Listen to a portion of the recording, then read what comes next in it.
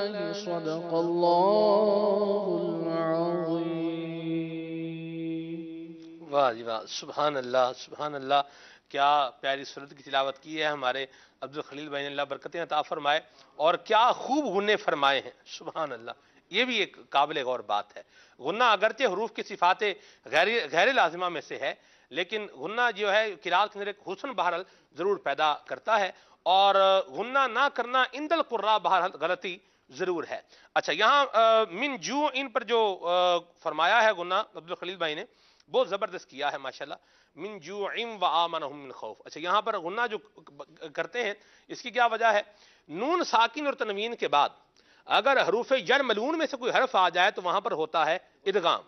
یرملون، یا را میم لام واو نون، یہ 6 حروف ہیں، ٹھیک ہے. اچھا، ان 6 میں سے 4 حروف ایسے ہیں جن میں ادغام ہوگا غنے کے ساتھ، اور 2 حروف ایسے ہیں جن میں ادغام ہوگا بغیر غنہ کے. بغیر غنہ کے ادغام جو ہوگا وہ ہوگا لام میں اور را میں. اگر کسی قاری سے، میں ایک بات کہا کرتا ہوں، آج دوبارہ کہتا ہوں، اگر کسی قاری سے کہا جائے نا الٹی کلا بازی لگاؤ، تو وہ شاید الٹی کلا بازی تو لگا لے گا لیکن لام مشدد پہ غنہ نہیں کر سکے گا. یہ بات میں کہا کرتا ہوں. چلے جی، یہ بھی ایک بات ہے، کیا ہے اس میں بھی ایک راز ہے. آپ مبلغین کو مسکراتا دیکھ رہے ہیں، میں بھی مسکرا رہا ہوں. تو اللہ خیر فرمائے، یہ مسکراہٹیں اللہ مسکراہٹیں سلامت رکھے. اضحکم اللہ سنک، اللہ آپ سب کو ہنستا مسکراتا رکھے. تو یہ ایک قاعدہ ہے، من جوع و آمنہم من خوف. ماشاءاللہ. آگے میم ساکن کے بھی بہرحال یہ قواعد ضرور ہوتے ہیں. اظہار شفوی ہے، ادغام شفوی ہے، اور اخفاء شفوی ہے. اور ساتھ میں ایک اور بات بھی عرض کر دوں کہ یہ چاروں قواعد جو ہیں یہ حروف کی اگر صفات کے اعتبار سے اگر دیکھا جائے، قواعد کے اعتبار سے دیکھا جائے تو یہ غیر لازمہ بنتے ہیں. چلیں بہرحال یہ تو ایک بات تھی بر سبیل تذکرہ. آگے چلتے ہیں، نعت رسول مقبول صلی اللہ علیہ وسلم سنتے ہیں. اللہ تعالی ہمیں ذکر مصطفیٰ سننے کی سعادت نصیب فرمائے. یہ اس طرح کی باتیں ایک دو یہ بیان کرنے کا جو مقصد ہوتا ہے یہ تشویق دلانا ہے. ایک ہوتا ہے تشویق اور ایک ہوتا ہے تشکیک. مجھے کل سے کسی نے تشکیک میں ڈالا ہوا ہے اور میں بڑی سخت تشکیک میں ہوں. تشکیک کیا ہے؟ شک میں ڈال دینا کسی کو، ٹھیک ہے. تو مجھے کل سے ایک بندے ایک مسئلہ ہے، ایک بات ہے، تاریخی ایک واقعہ ہے، اس پر جو ہے کسی نے شک میں ڈالا ہوا ہے، اور آج سلسلے میں آنے سے پہلے تک میں وہ شک دور کرنے کی جو ہے وہ کوشش کر رہا تھا. 11 کتابیں تقریباً میں نے دیکھی ہیں اور 12ویں میں جا کر کچھ مدعا جو ہے وہ کلیئر ہوا ہے، لیکن 100% کلیئر نہیں ہے. تو اس کو بھی کرنا ہے. اللہ تشکیک مشکک سے بھی بچائے. اور تشویق کا مطلب ہوتا ہے شوق دلانا، شوق سے تشویق، کسی کو شوق دلانا. تو یہ جو قواعد بعض اوقات بیان کر جاتا ہوں تو اس میں جو ایک نیت ہوتی ہے وہ یہی ہوتا ہے کہ مدنی چینل کے ناظرین میں بھی شوق پیدا ہو کہ ہم بھی یہ چیزیں سیکھیں. یہ بڑے پیارے ماشاءاللہ قواعد بھی ہیں، بڑے پیارے علوم ہیں، سیکھیں گے تو انشاءاللہ ان کا فیضان بھی پائیں گے. جی عبدالخلیل بھائی کون سا کلام سنا رہے ہیں؟ تشکیک مشکک کی بات بھی ہوگی، تشویق کی بات بھی ہوگی. اب کلام مصطفیٰ، ذکر مصطفیٰ سنتے ہیں. جی برادر اعلیٰ حضرت مولانا حسن رضا خان رحمۃ اللہ تعالی علیہ کا کلام ہے: جتنا میرے خدا کو ہے میرا نبی عزیز، کونین میں کسی کو نہ ہوگا اتنا کوئی عزیز. انشاءاللہ آئیے حصول ثواب کے لیے اللہ تعالی کی رضا کی نیت سے مل کر کلام میں شامل ہوتے ہیں. درود پاک پڑھیے. صلی اللہ علیہ یا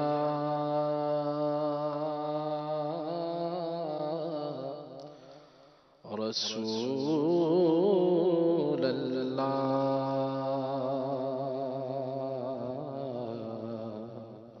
وسلم علیک یا حبیب اللہ. ذات والا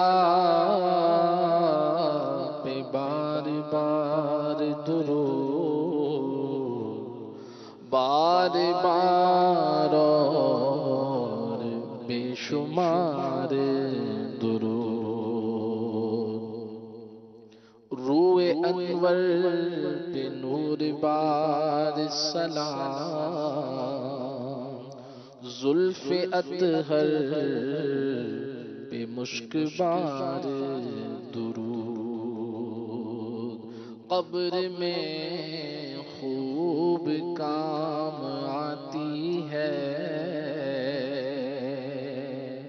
بے کسوں کی ہے یار غار درود، انہیں کس کے درود کی پرواہ، بھیجے جب ان کا کردگار درود ہے، کرم ہی کرم کے سنتے ہیں، آپ خوش ہو کہ بار بار درود صلی اللہ علیہ یا رسول اللہ، وسلم علیک یا حبیب اللہ۔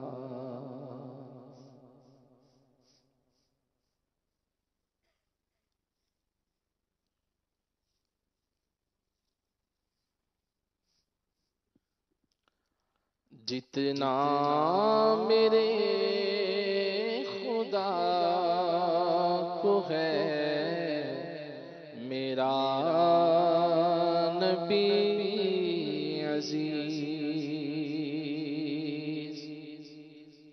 جتنا میرے خدا کو ہے میرا نبی عزیز، جتنا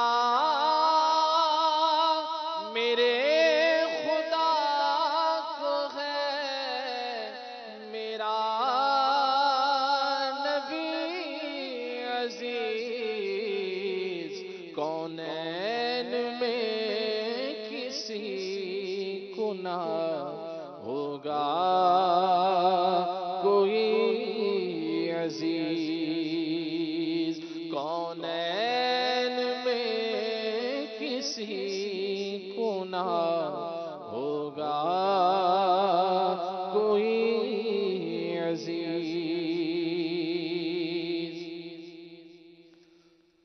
کیوں ہم کیوں جائیں غم کہیں کے، غنی تم نے کر دیا، کیوں جائے غم کہیں کے، غنی تم نے کر دیا،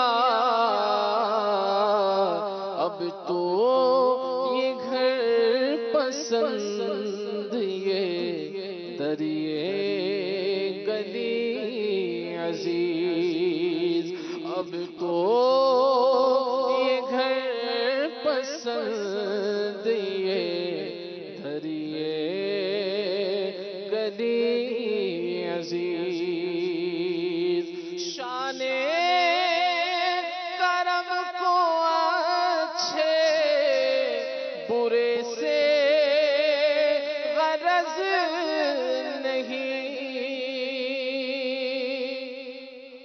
شان کرم کو اچھے برے سے غرض نہیں، اس کو سبھی پسند ہیں، اس کو سبھی عزیز، اس کو سبھی پسند ہیں، اس کو سبھی عزیز، گو ہم نمک حرام نکمے غلام ہیں، گو ہم نمک حرام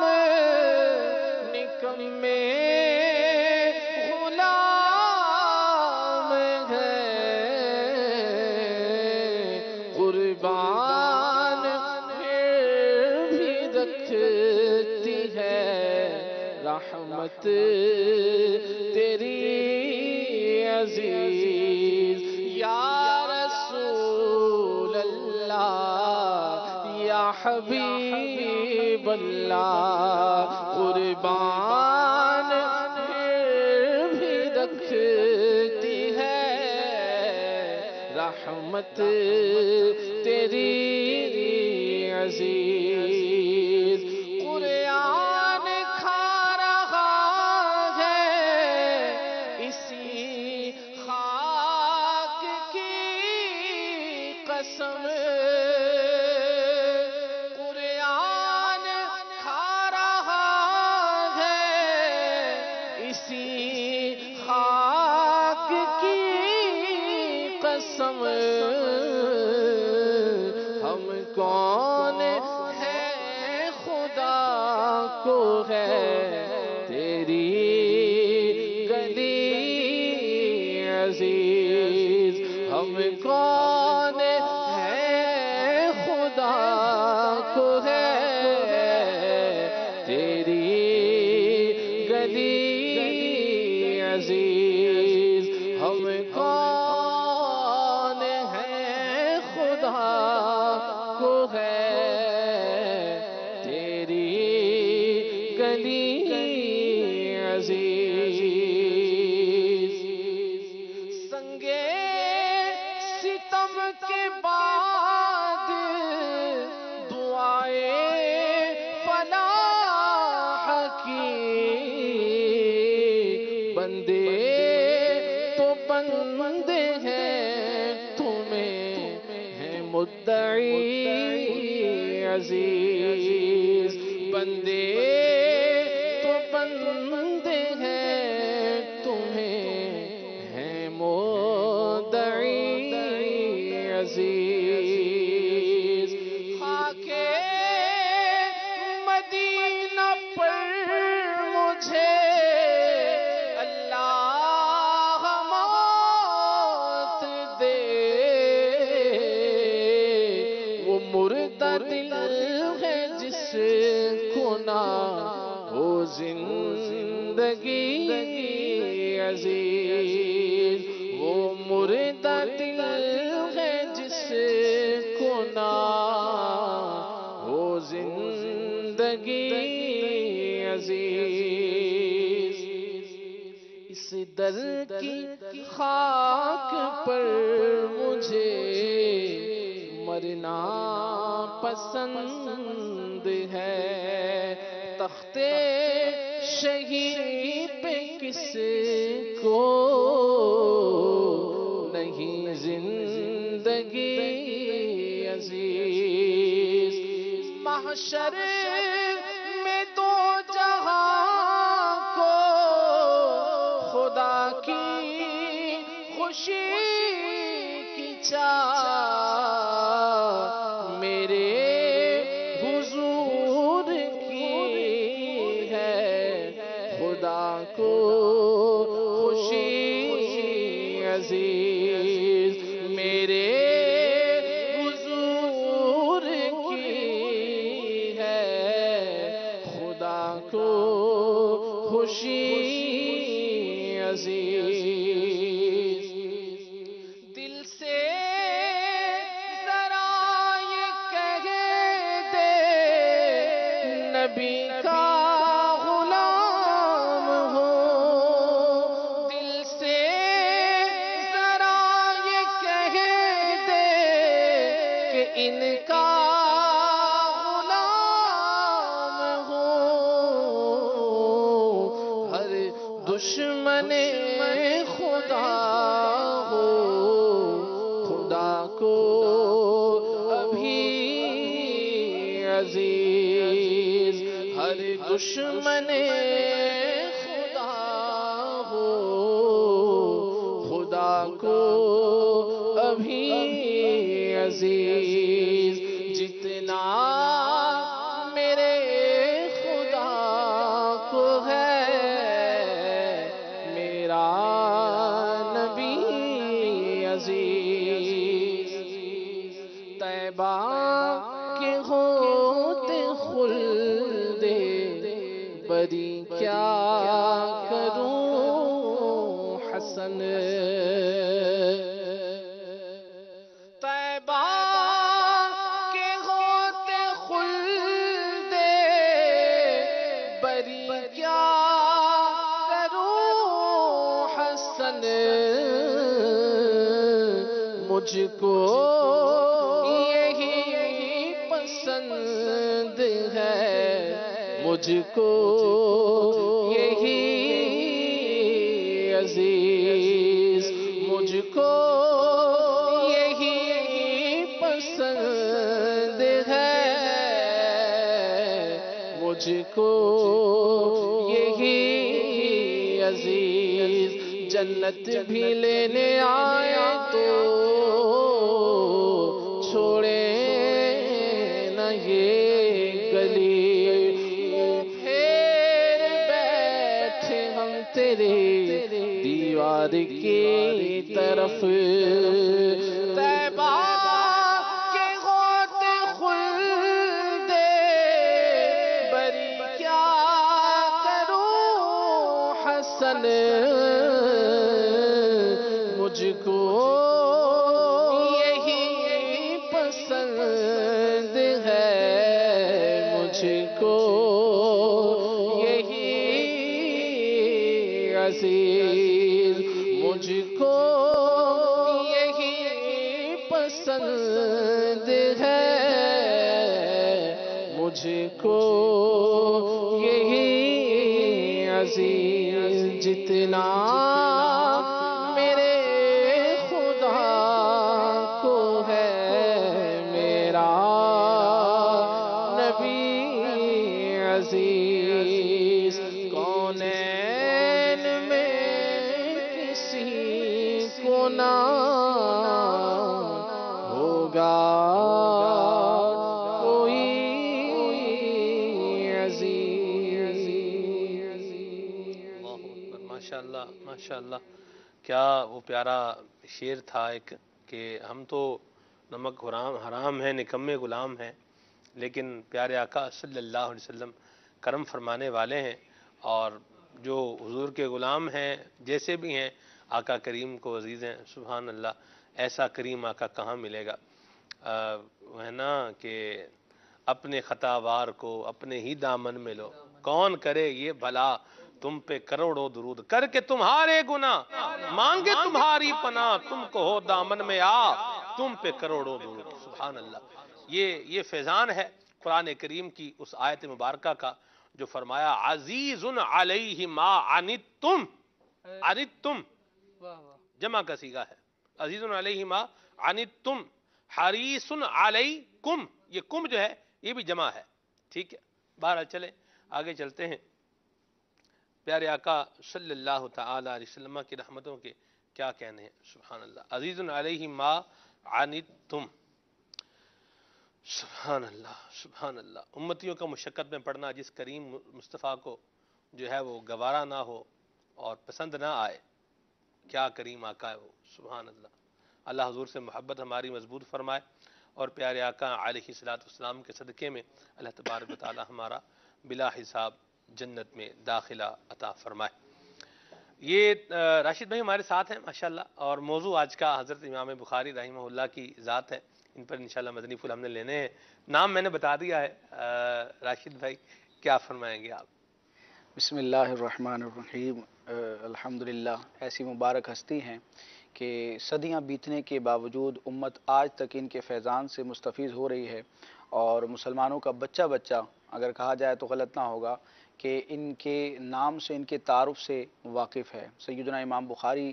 رحمۃ اللہ تعالیٰ علیہ آپ رضی اللہ تعالیٰ عنہ کی ولادت جو ہے وہ 13 شوال سن 194 ہجری میں ہوئی بخارا کے مقام پر جو ماوراء النہر ایک مشہور شہر ہے وہاں آپ کی ولادت ہوئی اور بچپن ہی سے آپ ذہین اور فتین تھے اور بچپن ہی سے آپ کو علم دین حاصل کرنے کا شوق حاصل ہوا اور وہ شوق آپ کو اس مقام اور مرتبے پر لے گیا کہ آج آپ کو کن الفاظ کے ساتھ یاد کیا جاتا ہے۔ علامہ علی قاری رحمۃ اللہ تعالی علیہ نے مرکات المفاتی کے مقدمے میں آپ کے جو القابات ذکر کی ہیں کہ امیر المومنین فی الحدیث ناصر الاحادیث النبویہ ناشر المواریث المحمدیہ صلی اللہ تعالی علیہ وسلم، بڑے آپ کے مقام اور مناقب ہیں۔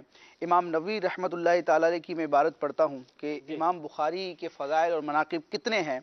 امام نووی رحمۃ اللہ تعالی علیہ تہذیب الاسماء میں فرماتے ہیں مناقبہ لا تستقصا لخروجہ ان تحصا۔ پڑھنے میں بڑی مشکل عبارت ہے کہ امام بخاری رحمۃ اللہ تعالی علیہ کے فضائل و مناقب کا احاطہ نہیں کیا جا سکتا کیونکہ وہ شمار سے سوا ہیں۔ کیا بات! اتنے فضائل و مناقب ہیں کہ آپ کے جو ہم اثر تھے، جو آپ کے اہل زمانہ تھے، وہ بھی آپ کی فضیلت کے، آپ کی فطانت کے، آپ کے حافظے کے قائل تھے، اور اللہ تعالیٰ نے اپنے محبوب علیہ السلام کی احادیث کی نصرت اور حمایت کے لیے آپ کو ایسے منتخب فرمایا کہ امام بخاری رحمۃ اللہ تعالی علیہ کا فیضان آج تک جاری ہے۔ امام بخاری رحمۃ اللہ تعالی علیہ سے پہلے بھی احادیث کی کتب لکھی جاتی رہی، لیکن اس میں اس بات کا التزام اور اہتمام نہیں ہوتا تھا کہ ساری صحیح احادیث کو جمع کیا جائے۔ اب یہ صحیح کیا ہے، غلط کیا ہے، اس کی آپ وضاحت فرمائیے گا۔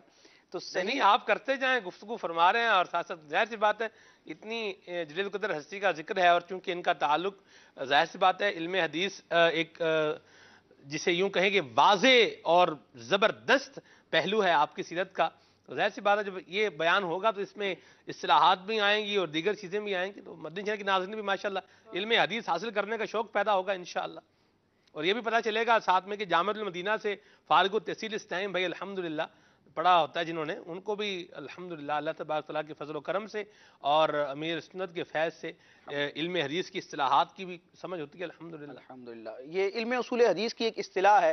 جب کہا جاتا ہے کہ حدیث صحیح ہے، اور اس کے مقابلے میں جب کہا جاتا ہے کہ حدیث صحیح نہیں ہے، تو صحیح نہ ہونے سے مراد یہ نہیں ہوتا کہ غلط ہے، بلکہ فن اصول حدیث کے ماہرین نے جو حدیث کے درجات اور اس کی تقسیم کی ہے، اس اعتبار سے ایک تقسیم ہوتی ہے کہ صحیح لذاتہ، صحیح لغیرہ، حسن لذاتہ، حسن لغیرہ، اور اعتبارات سے بھی حدیث کی قسم ہوتی ہے۔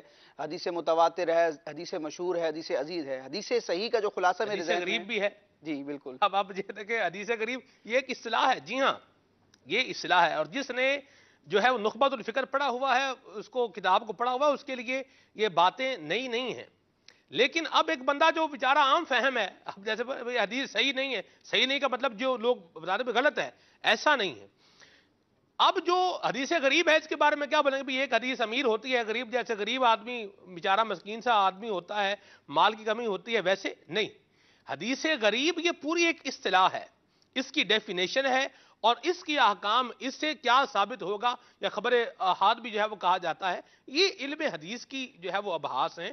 تو جو جس علم کی اصطلاح ہو، جو جس علم کی ٹرمینالوجی ہو، اس کی تعریف اور اس کا مفہوم اسی علم والے بتاتے ہیں، اور جو وہ علم والے بتائیں، جو مفہوم، جو ٹرمینالوجی وہ بتائیں، وہی ہمیں سمجھنی چاہیے، اپنے پلے سے نہیں بنانا چاہیے۔ جیسے مثال میں آپ کو دیتا ہوں، کیمسٹری میں آپ لے لیں، ایسڈ کی ایک تعریف ہے، بیس جو ہے اس کی بھی ایک تعریف ہے، تیزاب اور اساس، ان دونوں کی کیا ہے؟ ایک تعریف ہے۔ جو ایسڈ کی تعریف میں آئے گا وہ ایسڈ ہے، جو بیس کی تعریف میں آئے گا وہ کیا ہے؟ بیس ہے، سیدھی سی بات ہے۔ H2SO4 سلفیورک ایسڈ ہے، یہ ایسڈ ہے، ٹھیک ہے۔ NaOH سوڈیم ہائیڈرو آکسائڈ، یہ بیس ہے۔ اور بیس کیا ہے، ایسڈ کیا ہے، یہ کون بتائے گا؟ جن کو کیمسٹری کا پتا ہے، صحیح ہے۔ تو یوں ہی علم حدیث کی اصطلاحات، ان کے مفہوم، ان کے معنی کون بتائے گا؟ جو علم حدیث سے علماء کرام وابستہ ہیں، جو وہ بتائیں وہی مفہوم اور وہی مضمون سمجھنا چاہیے، اپنی اٹکل پچو سے، اپنی مرضی سے، اپنی منشا سے کوئی اس طرح کا مفہوم بنا کر سب کے سامنے واضح نہیں کرنا چاہیے، یہ ورنہ علمی خیانت ہے۔ یہ جس طرح دیگر علوم کے اندر، دیگر نالجز کے اندر ہم اپنی اٹکل پچو کو نہیں چلاتے، یوں ہی بلکہ اس سے بھی زیادہ احتیاط کرنی ہے کہ ہم دین متین کے حوالے سے، علم حدیث کے حوالے سے، علم قرآن کے حوالے سے جو اصطلاحات ہیں، جو ٹرمینالوجیز ہیں، جو معانی و مفہوم بیان ہوئے ہیں، ان کا ہم اپنے طریقے سے کوئی انٹرپریٹیشن نہیں کریں گے، ٹھیک ہے جی؟ چلیں آگے چلتے ہیں۔ حدیث صحیح کا جو خلاصہ میرے ذہن میں ہے وہ حدیث جس کے راوی عادل ہوں، تام الضبط ہوں، متصل السند ہوں اور اس سند میں شذوذ و نکارت نہ ہو. اب یہ ہر لفظ جو ہے اپنے اندر کثیر معنی رکھتا ہے اور اس کی پوری فنی تعریفات ہیں. ان چیزوں کو سمجھنے کے بعد پھر انسان فیصلہ کرتا ہے کہ یہ حدیث صحیح ہے یا صحیح نہیں ہے. وہ بھی ہر شخص کو اختیار نہیں ہوتا. تو امام بخاری رحمۃ اللہ تعالی علیہ سے پہلے بھی کئی احادیث کی کتب لکھی گئی ہیں، ایسا نہیں ہے کہ محدثین نے کام نہ کیا، لیکن امام بخاری رحمۃ اللہ تعالی علیہ نے اس بات کا اہتمام کیا کہ میں ایک ایسی کتاب تحریر کروں کہ جس میں صحیح احادیث ہوں، جو اصطلاح کے مطابق ہوں. اور یہ آپ کے استاد صاحب جو تھے اسحاق بن راہوے رحمۃ اللہ تعالی علیہ، انہوں نے ایک مرتبہ درس کے حلقے میں اپنی خواہش کا اظہار کیا کہ میرے تلامذہ میں سے کوئی ایسا ہو کہ جو صحیح احادیث کا ایک نسخہ جو ہے وہ تیار کرے. تو امام بخاری رحمۃ اللہ تعالی علیہ کو اللہ تعالیٰ نے یہ فضیلت عطا کی کہ انہوں نے دل میں ارادہ کر لیا اور اپنے استاد کی ترغیب پر آپ نے یہ کتاب تحریر فرمائی. اور اس کتاب کو اتنی مقبولیت حاصل ہوئی کہ آج یہ اہل علم اس بات کو جانتے ہیں اور یہ متفق علیہ اصول ہے کہ اصح الکتب بعد کتاب اللہ تعالی تحت ادیم السماء، کہ کتاب اللہ قرآن مجید برہان رشید کے بعد صحت کے اعتبار سے، قوت اور استدلال کے اعتبار سے، سند کے اعتبار سے سب سے صحیح ترین کتاب امام بخاری رحمۃ اللہ تعالی علیہ کی صحیح بخاری ہے. اگر آپ اس کا نام ذکر کر دیں تو پھر میں بخاری نہیں آپ چلیں جی نام، میں تو کہتا ناظرین پر آج یہ سوال چھوڑتے ہیں. ناظرین بتائیں بھئی کیا نام ہے امام محمد بن اسماعیل بخاری رحمۃ اللہ تعالی علیہ کی کتاب جس کے بارے میں بخاری شریف کہا جاتا ہے، اس کا کوئی نام بتائے.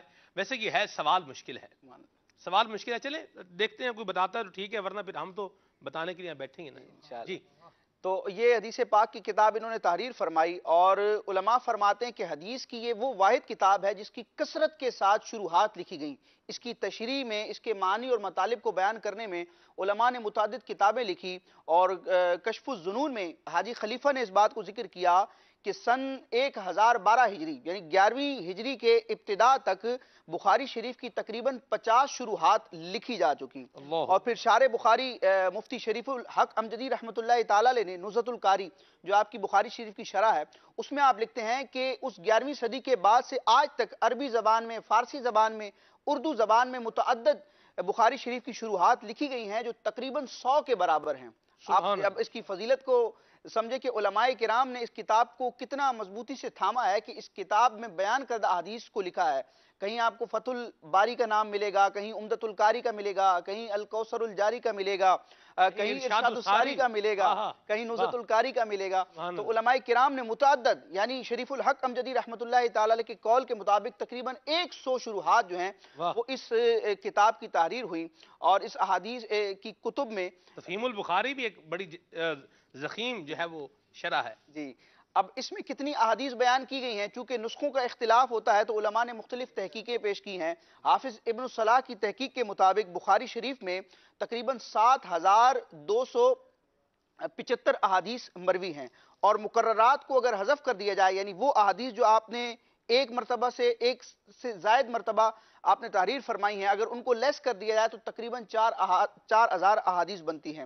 اور علامہ ابن حجر عسقلانی رحمۃ اللہ تعالی علیہ کی تحقیق کے مطابق بخاری شریف میں 7397 احادیث مبارکہ موجود ہیں. اللہ تعالیٰ کی بارگاہ میں دعا ہے کہ اللہ ان سے ہمیں مستفید ہونے کی توفیق عطا فرمائے. سبحان اللہ. یہاں میں چاہ رہا ہوں ایک مدنی پھول چلتے چلتے ہم جو ہے وہ بیان کر دیں.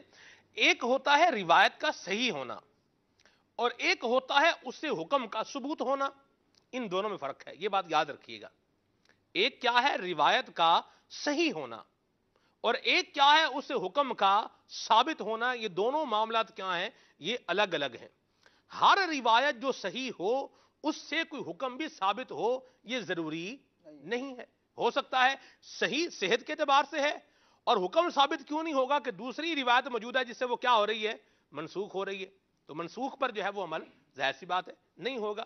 تو یہ بھی ایک جو ہے وہ جاننے کی بات ہے. ایک میں نے کہا بطور افادہ اس کو بھی ذکر کر دیا جائے. بہت ساری میرے ذہن میں روایات ہیں لیکن چونکہ یہ پھر وہ دوسرے اعتبار سے ایک مضمون بن جائے گا جسے آپ یوں کہیں کہ عوامی دلچسپی کے پہلو بھی ہم نے رکھنے ہیں اور ظاہر سی بات ہے یہ علمی شخصیت ہیں، ان کے بارے میں جب بیان کریں گے تو علم کی باتیں بھی ظاہر سی باتیں ہوں گی. ان کا علم بھی دیکھیں آپ کیسا زبردست علم ہے. آج ہم باتیں صرف یہ اصطلاحات نام سننے کی حد تک مطلب آپ دیکھ لیں کہ ہم امیزڈ ہو جاتے ہیں، لیکن کیا ان کا علم ہوگا، اللہ اکبر. اور پھر ان کی جو زندگی کی سادگی اور جو عاجزی اور جو انکساری تھی اس کا بھی انشاءاللہ ذکر کرنا ہے. ٹھیک ہے جی، چلیں جی، جیسے خالد بھائی ہمارے ساتھ ہیں، خالد بھائی سے مدنی پھول لیتے ہیں جی۔ بسم اللہ الرحمن الرحیم۔ حضرت سیدنا امام بخاری رحمۃ اللہ تعالی علیہ ایک بڑا نام ہے، بڑا نام ان معنوں میں کہ علم حدیث میں ان کو امیر المؤمنین فی الحدیث کہا گیا ہے، نابغہ روزگار ہے، نابغہ روزگار ہستی ہے۔ سبحان اللہ۔ اب دیکھیں کہ اللہ رب العالمین جل وعلا قرآن مجید میں ارشاد فرماتا ہے ثم اورثنا الکتاب الذین اصطفینا من عبادنا۔ جی اللہ کریم کتاب اللہ کا وارث کن لوگوں کو کرتا ہے؟ جی ان لوگوں کی نسبت اللہ تبارک و تعالی نے 2 مرتبہ اپنی جانب فرمائی ہے۔ سبحان اللہ۔ فرمایا استفینا، ہم ان کو چنتے ہیں، من عبادنا، اپنے ہی بندوں میں سے چنتے ہیں۔ تو 2 مرتبہ یوں نسبت اپنی طرف اللہ تبارک و تعالی نے ان کی فرمائی جن کو کتاب اللہ کا وارث بنایا جاتا ہے۔ جی گویا یہ اللہ تبارک و تعالی کی بارگاہ سے ان کا انتخاب ہوتا ہے۔ اللہ اکبر۔ اور کیا بات کہی گئی کہ اللہ کریم جن کا انتخاب فرماتا ہے ان کو پھر نوازتا بھی بہت ہے۔ سبحان اللہ۔ امام بخاری رحمۃ اللہ تعالی علیہ انتہائی کم سنی کا عالم تھا، تو آپ کی بینائی جاتی رہی۔ ہائے ہائے آپ کی والدہ محترمہ گڑ گڑا کر اللہ تبارک و تعالی کی بارگاہ میں دعا کرتی ہیں۔ یعنی آپ اللہ۔ یوں دیکھیے کہ ایک بہت چھوٹا بچہ جس کی عمر ابھی 7 سے 8 سال کے قریب بتائی جاتی ہے، اتنا چھوٹا بچہ، اس کی بینائی چلی گئی، اور پھر جب اس نے اپنی جوانی کی دہلیز پر قدم رکھا ہے تو جب اس کی عمر 18 برس کی ہے تو اس وقت یہ 70,000 احادیث کا حافظ ہے۔ چھوٹی سی عمر میں اس کو بینائی نہیں ہے، اور 17-18 سال کی عمر میں 70,000 احادیث یاد ہونا ایک بڑے کمال کی بات ہے۔ کیا ہوا، بینائی کیسے آئی؟ اب یہ اللہ تبارک و تعالی نے اپنے بندے کو چنا ہے۔ اللہ ان کی والدہ محترمہ، بلکہ ان کے والد گرامی کے بارے میں کہا جاتا ہے کہ وہ ان کے والد گرامی اسماعیل بن ابراہیم رحمۃ اللہ تعالی علیہ، یہ خود بھی جلیل القدر محدث تھے، اور امام ذہبی وغیرہ نے ان کا تذکرہ فرمایا ہے۔ ہاں سبحان اللہ۔ اچھا، ان کی والدہ نے رو رو کر اللہ تبارک و تعالیٰ کی جلد بارگاہ نمبر 12 میں سیر اعلام نبلا جو ہمارے پاس نسخہ ہے 25 جلدوں والا، اس کی جلد نمبر 12 میں ذکر خیر ہے۔ سبحان اللہ۔ کیا بات ہے جی، اللہ کریم سلامت رکھے، لکھنے والوں کو سلامت رکھے، محفوظ کرنے والوں کو اور پڑھنے والوں کو بھی سلامت رکھے۔ آمین آمین۔ تو آپ کی والدہ محترمہ رحمۃ اللہ تعالی علیہ گڑ گڑا کر اللہ تبارک و تعالیٰ کی بارگاہ میں اپنے بچے کی بینائی کے لیے دعا کیا کرتی تھیں۔ جی سلمان بھائی، آپ کو یاد ہوگا پچھلے دنوں میں ہم نے ایک سلسلہ کیا تھا، تو اس میں بزرگان دین کی ایک خاص وصف کہ ان کو والدہ کی طرف سے بڑے فیض ملے ہیں، ہاں خصوصاً سلسلہ چشت کے حوالے سے ہماری یہ گفتگو ہوئی تھی۔ بالکل تو اسی طرح دیگر اولیاء کرام اور بزرگان دین جو اپنے والدین سے مربوط رہے اور والدین کی بھی توجہ لیتے رہے نا، پھر سلسلہ والدین کی چشتیہ کے بزرگوں کا نام ایسے ہم چلتے گئے لیتے گئے، اور واقعی سلسلہ قادریہ میں بھی بزرگوں ماؤں کا بڑا فیضان الحمدللہ۔ آپ دیکھیں غوث پاک کی والدہ، سبحان اللہ۔ اسپیسیفکلی اس دن گفتگو سلسلہ چشتیہ کے بزرگوں کے حوالے سے تھی، لیکن ہم دیکھتے ہیں کہ علماء دین اور یہ بزرگان دین ہمارے جو ہیں یہ اپنے والدین سے وابستہ رہتے ہیں، والدین کو تکلیف نہیں دیتے، دل نہیں دکھاتے۔ ایک عوامی پہلو اگر ہم اس میں سے لینا چاہیں تو یہ لیں کہ جن لوگوں نے والدین کی دعائیں لی ہیں جی وہ اپنی زندگی میں کامیاب ہو گئے، صحیح، والدین کو ستانے والے کامیاب نہیں ہوئے۔ ایسی بات۔ امام بخاری رحمۃ اللہ تعالی علیہ کی والدہ نے گڑ گڑا کر دعائیں مانگی، اور کیا ہوا کہ ایک دن خواب میں اللہ کریم کے پیارے نبی حضرت سیدنا ابراہیم خلیل اللہ علی نبینا وعلیہ الصلوۃ والسلام اللہ اور بشارت ارشاد فرماتے ہیں کہ تمہاری آہوزاری اللہ تبارک و تعالی نے قبول فرما لی ہے، اور تمہارے بیٹے کی آنکھوں کو پھر روشنی عطا فرما دی ہے۔ سبحان اللہ۔ صبح ہوئی تو امام بخاری رحمۃ اللہ تعالی علیہ جب بیدار ہوئے تو آپ کی آنکھوں کی بینائی واپس آ چکی۔ سبحان اللہ سبحان کچھ ٹائم گزرا تو اپنی والدہ کی خدمت میں عرض کیا کہ میں علم حدیث حاصل کرنا چاہتا ہوں، جی اور اس وقت امام بخاری رحمۃ اللہ تعالی علیہ کی عمر شریف تھی 10 برس کی۔ جی 10 برس کا بچہ، سلمان بھائی ذرا غور کیجیے، ہاں اور اس کا شوق کیا ہے؟ سبحان اللہ، صدقے میں علم حدیث پڑھنا چاہتا ہوں۔ کیا بات ہے۔ کیوں؟ کیونکہ اس زمانے میں نا ایک تو والد گرامی کی صحبت با اثر، والد گرامی کا ایک فیضان تھا، دوسرا اس زمانے میں جو لوگ تھے نا وہ بات یہ کرتے تھے حدثنا فلاں حدثنا فلاں حدثنا فلاں قال رسول اللہ صلی اللہ علیہ وسلم یا سمعت النبی صلی اللہ علیہ وسلم۔ جب ہر طرف سے یہ بات، یہ صدا کانوں میں آئے گی کہ ہمیں فلاں نے یہ بات بیان کی ہے کہ رسول اللہ نے یوں بیان کیا ہے، تو خود بخود حدیث کا اشتیاق تو دل میں پیدا ہونا ہی ہے۔ پھر بندے کی ایک صحبت ہوتی ہے کہ وہ کن لوگوں میں رہ رہا ہے، کس گھرانے میں اس نے آنکھ کھولی ہے، اور اب اس کے ساتھ جن لوگوں کی وہ صحبت اختیار کرتا ہے ان صحبتوں میں کس قسم کی باتیں ہوتی ہیں۔ ہم سلمان بھائی آج اپنے بچوں سے یوں پریشان ہو جاتے ہیں کہ میرا بچہ، میں تو گھر میں اس کو اچھا ماحول دیتا ہوں، یہ پتہ نہیں کہاں سے کیا سیکھ کر آ جاتا ہے. تو وہ پتہ نہیں کہاں سے کیا سیکھ کر آتا ہے، اس پر بھی ہمیں ہی توجہ دینی چاہیے. اور اس کو پتہ نہیں کہاں جانے کیوں دیتے ہیں؟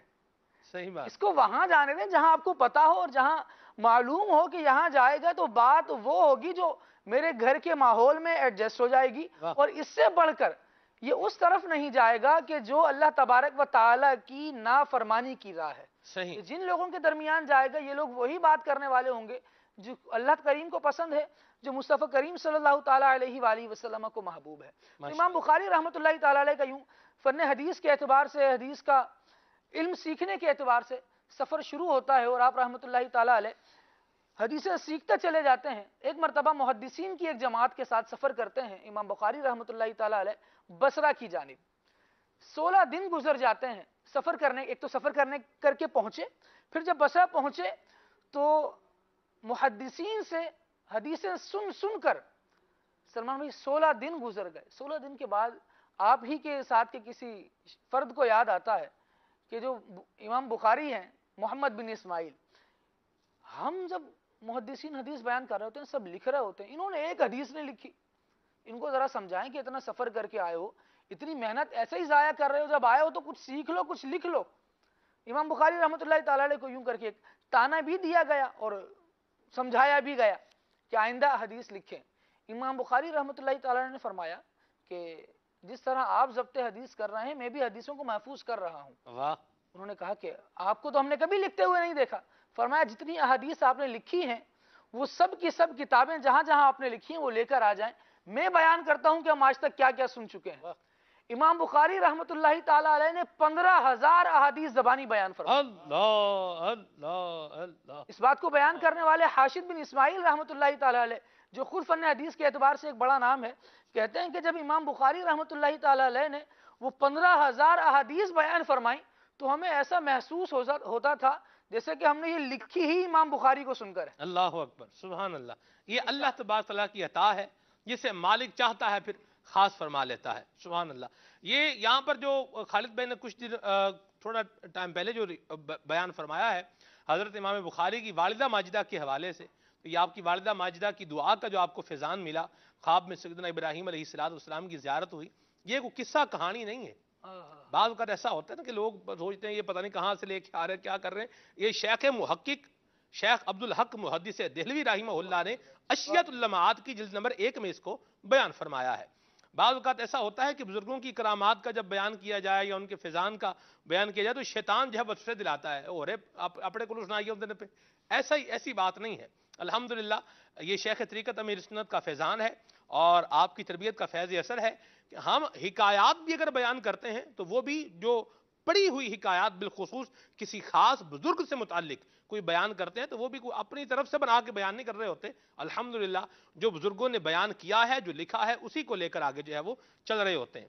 تو بہرحال یہ ایک احتیاط کا پہلو میں نے چاہا کہ میں آپ کو عرض کروں کہ الحمدللہ ہمارے مبلغین پڑھ کے آتے ہیں، تیاری کر کے آتے ہیں، اور یہ اس طرح ہر بات پر حوالہ دینا یہ ویسے ہمارا عمومی مزاج نہیں ہے. ہر بات جو بھی ہے اس کے اوپر اس کا حوالہ جلد فلاں صفحہ فلاں، جلد فلاں صفحہ فلاں، ہم یہ بھی کر سکتے ہیں الحمدللہ. ایسی بات نہیں ہے کہ یہ نہیں کر سکتے یا ہمیں محدثین کے نام یاد نہیں ہے. اللہ کا فضل ہے الحمدللہ. محدثین کے جب تیاری کر رہے ہوتے نا تو کتاب ہمارے سامنے بھی یوں ہوتی ہے جی، تو سجا پاسا کیا ہے اور کھبا پاسا کیا ہے یہ تو ہمیں محفوظ رہ ہی جاتا ہے. ایسی بات ہے. بیان کرنے میں یہ بیان ہو سکتا ہے، اتنا مشکل ہوتا نہیں، لیکن عوامی دلچسپی جس طرح آپ نے فرمایا تو اس چیز کو بھی لے کر چلنا ہوتا ہے. پھر ہماری جو ناظرین ہیں وہ میں نے پورا واقعہ بیان کیا، اس سے ناظرین نے کیا سیکھا. صحیح. اس سے ظاہر ہے ہمیں سیکھنے کو یہ ملتا ہے کہ ہم کوشش کرتے رہیں کہ اپنے والدین کی دعاؤں میں ہمارا حصہ شامل ہو. مدینہ ہمارے والدین ہمارے لیے دعائیں کرنے والے ہیں. سبحان اللہ. آپ نے راشد بھائی بخاری شریف کے ناموں کے میسج آ رہے ہیں ماشاءاللہ. یہ لوگ ماشاءاللہ اہل علم طبقہ بھی سننے والا ہے الحمدللہ، اہل ذوق بھی ماشاءاللہ سماعت فرما رہے ہیں. اور کبھی دیکھیں ہم ہیں یا کوئی بھی ایکس وائی زی مدنی چینل پر مبلغین آ رہے ہیں، ہم کو غلطی سے مبرہ منزہ پاک مطلب بالکل غلطی کر نہیں سکتے، ایسا نہیں ہے. غلطی کا چانس باہر ضرور موجود ہے. میں اپنے بارے میں کہتا ہوں میں بھی ناقص ہوں, میرا فہم بھی ناقص ہے, علم بھی ناقص ہے. اللہ تبارک تعالیٰ کاملین کا فیضان نصیب فرمائے. تو کبھی کوئی غلطی دیکھیں تو اس پر بھی جو ہے وہ ضرور اصلاح فرمائے.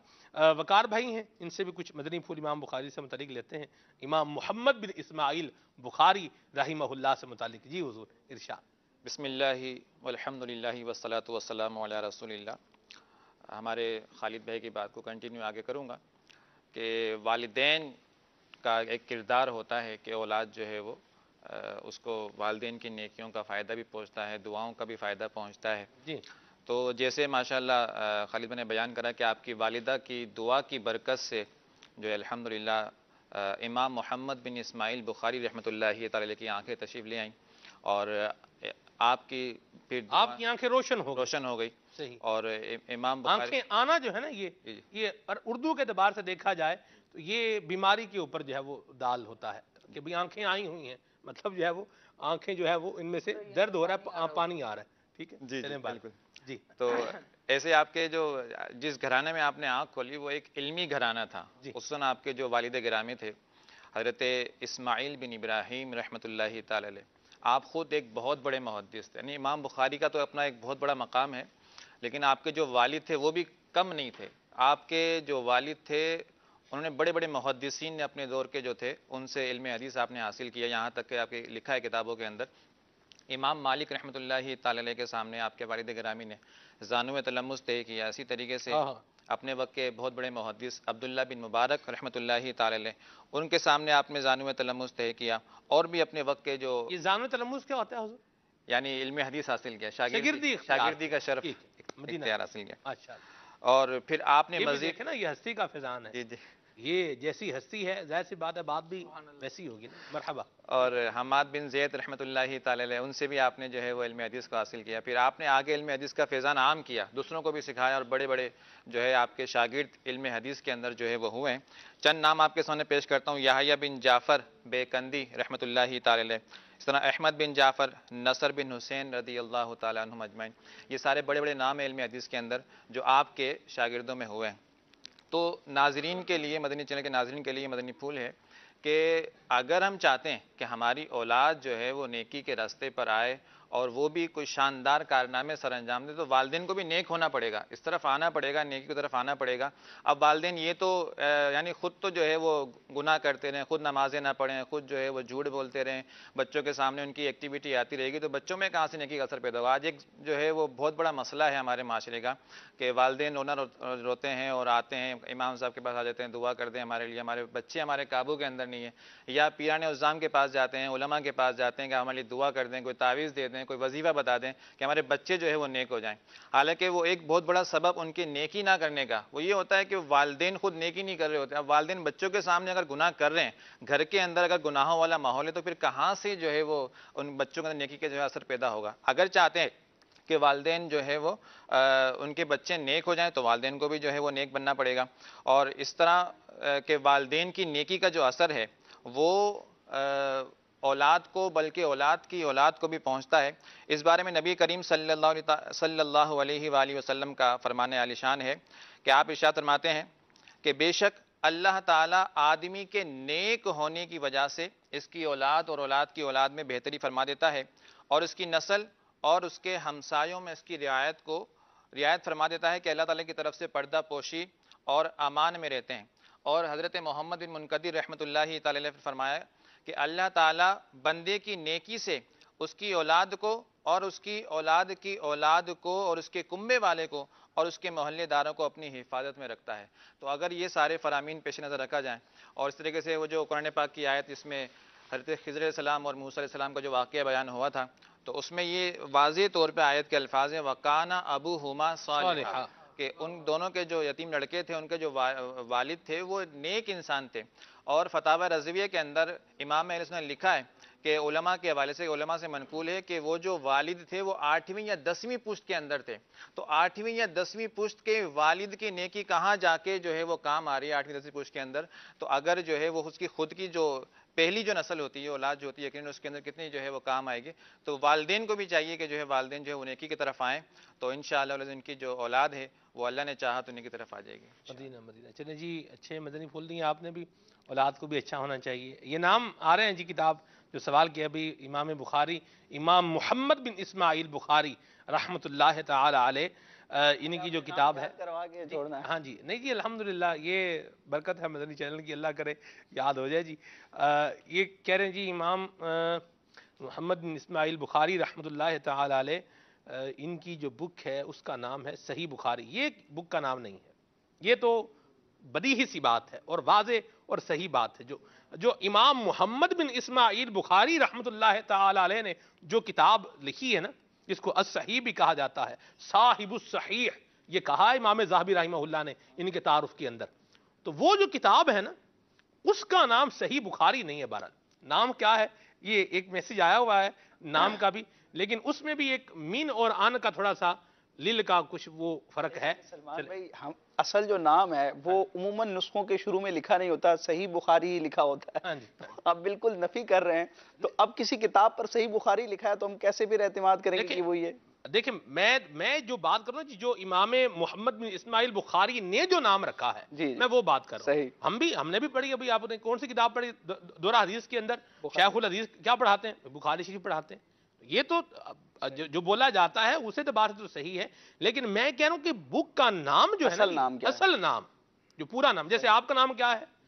راشد علی ہے نا، ٹھیک ہے۔ چلیں آپ تو بڑے آدمی ہیں، میں اپنی بات چلیں اپنی بھی نہیں کرنی چاہیے ویسے، لیکن چلیں میں اپنے کر ہی لیتا ہوں۔ آپ تو بڑے آدمی ہیں ماشاءاللہ، تو مجھے کچھ لوگ جو ہیں وہ بٹ صاحب بھی کہتے ہیں۔ اب میرا نام بٹ صاحب تو نہیں ہے نا، بٹ تو کیا ہے، ایک کاسٹ ہے، اس کی وجہ سے کچھ لوگ مجھے بٹ صاحب بھی کہتے ہیں، ٹھیک ہے، جو محبت کرنے والے اسلام بھائی ہیں۔ اب میرا نام کیا ہے؟ سلمان۔ پہچان اس کو اس نام سے لے لیا وہ ایک الگ بات ہے، پہچان یا مشہور ہونا، وہ جیسے میں نے کہا کہ مشہور بات ہے وہ الگ ہے، لیکن نام ہونا وہ کیا ہے، ایک بات الگ ہے۔ ہمیں مشہور بھی پتا ہونا چاہیے، نام بھی پتا ہونا چاہیے۔ اصل جو محبت کا تقاضا ہے نا وہ یہ ہے، ٹھیک ہے نا۔ بندے کو نام کا پتہ نہ ہو اور بندہ مطلب باتیں بڑی بڑی کر رہا ہو، اللہ خیر فرمائے۔ بخاری شریف کا درست نام لے کر جو امام بخاری رحمۃ اللہ تعالی علیہ نے رکھا، وہ نام لے کر اگر روایت بیان کر دی جائے نا اسی کتاب سے، ہاں جی اور اس کے سامنے بیان کی جائے جو حوالہ ہی بخاری کا مانگ رہا ہے، صحیح، تو اس کے اوپر سے ہی گزر جائے گا۔ چلے اس نام کو پڑھنا بھی ایک کمال ہے، میں پڑھ کے سناؤں گا انشاءاللہ۔ سبحان اللہ۔ اس پورا نام جو ہے نام پڑھنا بھی ایک کمال ہے، یہ بھی صرف و نحو کے ابتدائی اسباق آنا ضروری ہے۔ آنا ضروری ہے۔ چلیں جی بہرحال آگے چلتے ہیں۔ یہ ساری باتیں اس لیے بیان ہو رہی ہیں کہ اگر آپ کو جو عربی میں جو بک ہے اس سے آپ کو اکتساب فیض کرنا ہے تو آپ کو تھوڑی سی ہمت کرنی پڑے گی، ایفرٹ کرنی پڑے گی، نالج جو ہے وہ سیکھنا پڑے گا، بزرگان دین کے پاس جو ہے وہ بیٹھنا پڑے گا، علماء کرام، علماء عاشقان رسول جو ہیں، عاشقان رسول علماء کرام جو ہیں، ان کی صحبت میں بیٹھ کے انشاءاللہ یہ زان و تلمذ جیسے کہا انہوں نے ہمارے وقار بھائی نے، تو یوں طے کریں گے، یعنی شاگردی اختیار کریں گے، پڑھتے جائیں گے تو انشاءاللہ برکتیں پاتے چلے جائیں گے۔ سلمان میں تھوڑا سا اشارہ اگر ہو جائے ناظرین کے لیے، کہ اشارہ جیسے ہو جائے دو ایک لفظوں میں۔ تو ابتدان میں پہلے دو جو اس کے الفاظ ہیں، الجامع الصحیح، یہ ابتدائی دو الفاظ ہیں۔ آگے کیا ہے یہ میسج آیا ہوا ہے، کچھ مزید بھی میسج آنے دیں، پھر انشاءاللہ اس کو ہم آخر میں ذکر کریں گے انشاءاللہ۔ کال شامل کرتے ہیں پھر آگے بڑھتے ہیں۔ عبدالخلیل بھائی ہمارے ساتھ ہیں انشاءاللہ، حضرت امام بخاری کی منقبت بھی سنائیں گے انشاءاللہ۔ سبحان اللہ، واہ واہ واہ۔ سبحان اللہ جی۔ بخاری شریف کے اوپر کچھ جو ہے اشعار، اچھا آپ بخاری شریف سے متعلق اشعار سنائیں گے، مرحبا۔ دونوں ہی آ جائیں گے اس میں۔ چلیں میں بھی تو دیکھنا بار بار بخاری شریف ہی کہہ رہا ہوں، مشہور یہ ہے لیکن حقیقت میں وہ نام بہرحال نہیں ہے۔ چلیں جی۔ ہند کے صوبہ مہاراشٹر کے سلور سے نظام رضوی بول رہا ہوں۔ مدنی چینل کا سلسلہ کھلے آنکھ صلی اللہ کہتے کہتے بہت ہی پیارا سلسلہ ہے، اور آج کا موضوع بھی بہت پیارا ہے۔ مجھے یہ سوال کرنا ہے کہ امام بخاری صحابی ہے، تابعی ہے یا تبع تابعی ہے؟ جواب عنایت فرمائیں، اور خلیل بھائی سے گزارش ہے کہ مجھے کلام سنا دے۔ خاک مدینہ ہوتی میں خاک سار ہوتا۔ چلیں جی مرحبا۔ نہ امام بخاری صحابی ہیں نہ ہی تابعی ہیں، ٹھیک ہے جی، بل کلام کی فرمائش کی ہے آپ نے، مرحبا جی۔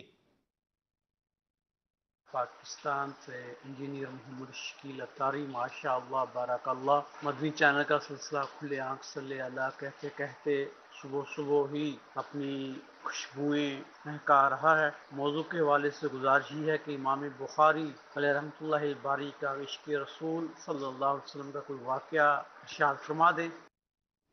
चलें ठीक है जी, आगे चल के अर्ज करेंगे इंशाल्लाह जी।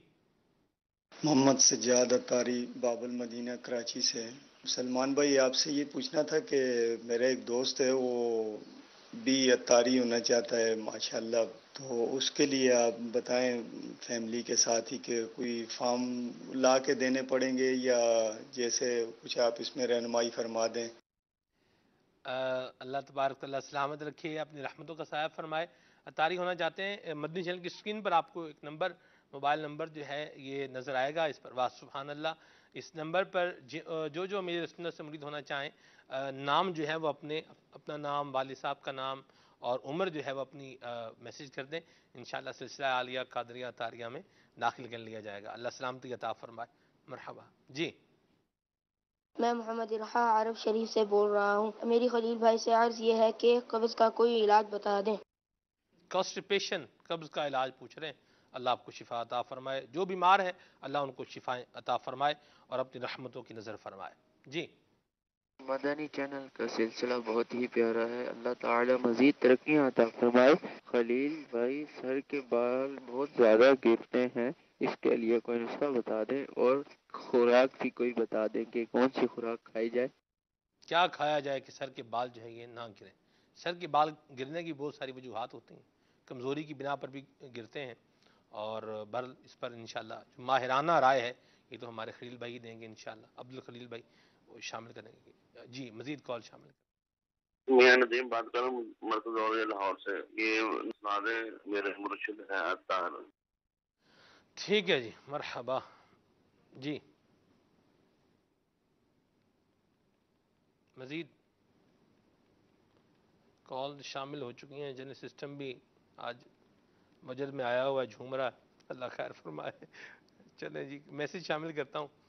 ये हैं जी, चमकती से पाते हैं सब पाने वाले, कलाम सुनना है गुलजार तैयबा से मैसेज है, ठीक है जी। नूर हक जलवानुमा था, ये कलाम सुनवाएं और खलील भाई से ये पूछ कर बताएं दिमाग की कमज़ोरी के लिए क्या करें, और बाल बहुत झड़ते हैं, इसका भी कोई नुस्खा ज़रूर बता दें। एहसन भाई हैं गुलजार तैयबा सरगोदा से। DI खान, डेरा इस्माइल खान से हैं खलील भाई, कमज़ोरी दूर होने और फरबा होने का भी कोई नुस्खा बता दें। ठीक है जी। ये हैं जी इब्ने यूनुस, ये कह रहे हैं सलमान भाई शिकवा इनका है, चलें जी अल्लाह आपको बरकत दे, शिकवे कर लें कोई बात नहीं है जी। खलील भाई से ये कलाम सुनवा दे। क्या जी, सरे सादाते गिरामी, सारे सादाते गिरामी, अच्छा ये वाला इनको कलाम सुनना है जी। चलें बहरहाल जी। ये कह रहे हैं लाहौर से उस्मान भाई हैं और बहुत शुक्रिया आपके मैसेज के लिए। ज़हीर भाई मियाँ वाली से, वाह सुभान अल्लाह, बहुत शुक्रिया। और ये कह रहे हैं कि जी अत्तारिया फ्रॉम हमज़ा वाला, कलाम सुना दें अमीर सुन्नत की मनकबत। ठीक है जी। उबैद रज़ा भाई हैं और कह रहे हैं कि कलाम सुना दें इतवार को आप क्यों सिलसिले में नहीं आते। ये खलील भाई से पूछ रहे हैं, बताएं भाई क्यों नहीं आते आप इतवार को खलील भाई। कभी कभी आना होता है जी, कभी कभी आना होता है, मसरूफियत कभी कभी आना होता है। चलें ठीक है, चलें ठीक है जी। कुछ कलाम शामिल करते हैं, फिर आपको मदनी गुलदस्ता दिखाते हैं, फिर आपकी इंशाल्लाह जो कॉल्स हैं फरमाइशें ये भी पूरी करवाते हैं जी। खलील भाई सल्लु अलल हबीब सल्लल्लाहु तआला अला मुहम्मद, जो रोमन में लिखा हुआ मैसेज पढ़ के सुनाता हूँ। इमाम बुखारी की बुक का नाम है, ये लिखा हुआ है अस-सही अल-मुस्नद अल-जामे मुख्तसर लिल अमूरी रसूलिल्लाह। ये इन्होंने लिखकर भेजा है, तो जो इन्होंने लिखकर भेजा था वो मैंने पढ़ दिया है। अब ये सही है या सही नहीं है ये हम इंशाल्लाह आपको आगे चल के अर्ज करेंगे। बहरहाल मरहबा, आपकी काविश कोशिश मदीना मदीना जी। अब्दुल खलील भाई कुछ कलाम शामिल करें। सल्लु अलल हबीब सल्लल्लाहु तआला अलैहि वसल्लम। صلو علی الحبیب صلی اللہ تعالی علی محمد صلی اللہ علیہ وسلم. چمک تجھ سے پاتے ہیں سب پانے والے، میرا دل بھی چمکا دے چمکانے والے، میرا دل بھی چمکا دے چمکانے والے. رہے گا یوں ہی ان کا چرچا، رہے گا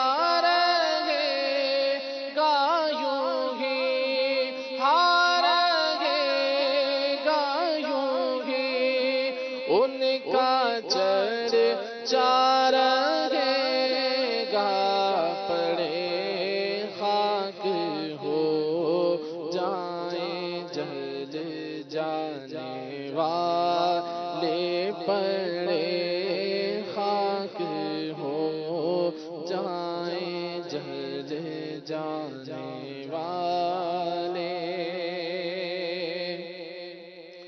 تیرا کھائے تیرے غلاموں سے الجھے، تیرا کھائے تیرے غلاموں سے الجھے، منکر عجب کھانے غرانے والے ہیں، منکر عجب کھانے غرانے والے، میرا دل بھی چمکا دے چمکانے والے.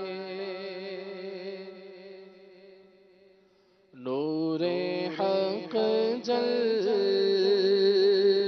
نما تھا، مجھے معلوم نہ تھا، شکل انسان، شکل انسان میں چھپا تھا، مجھے معلوم نہ تھا. نور حق جلوہ نما تھا، مجھے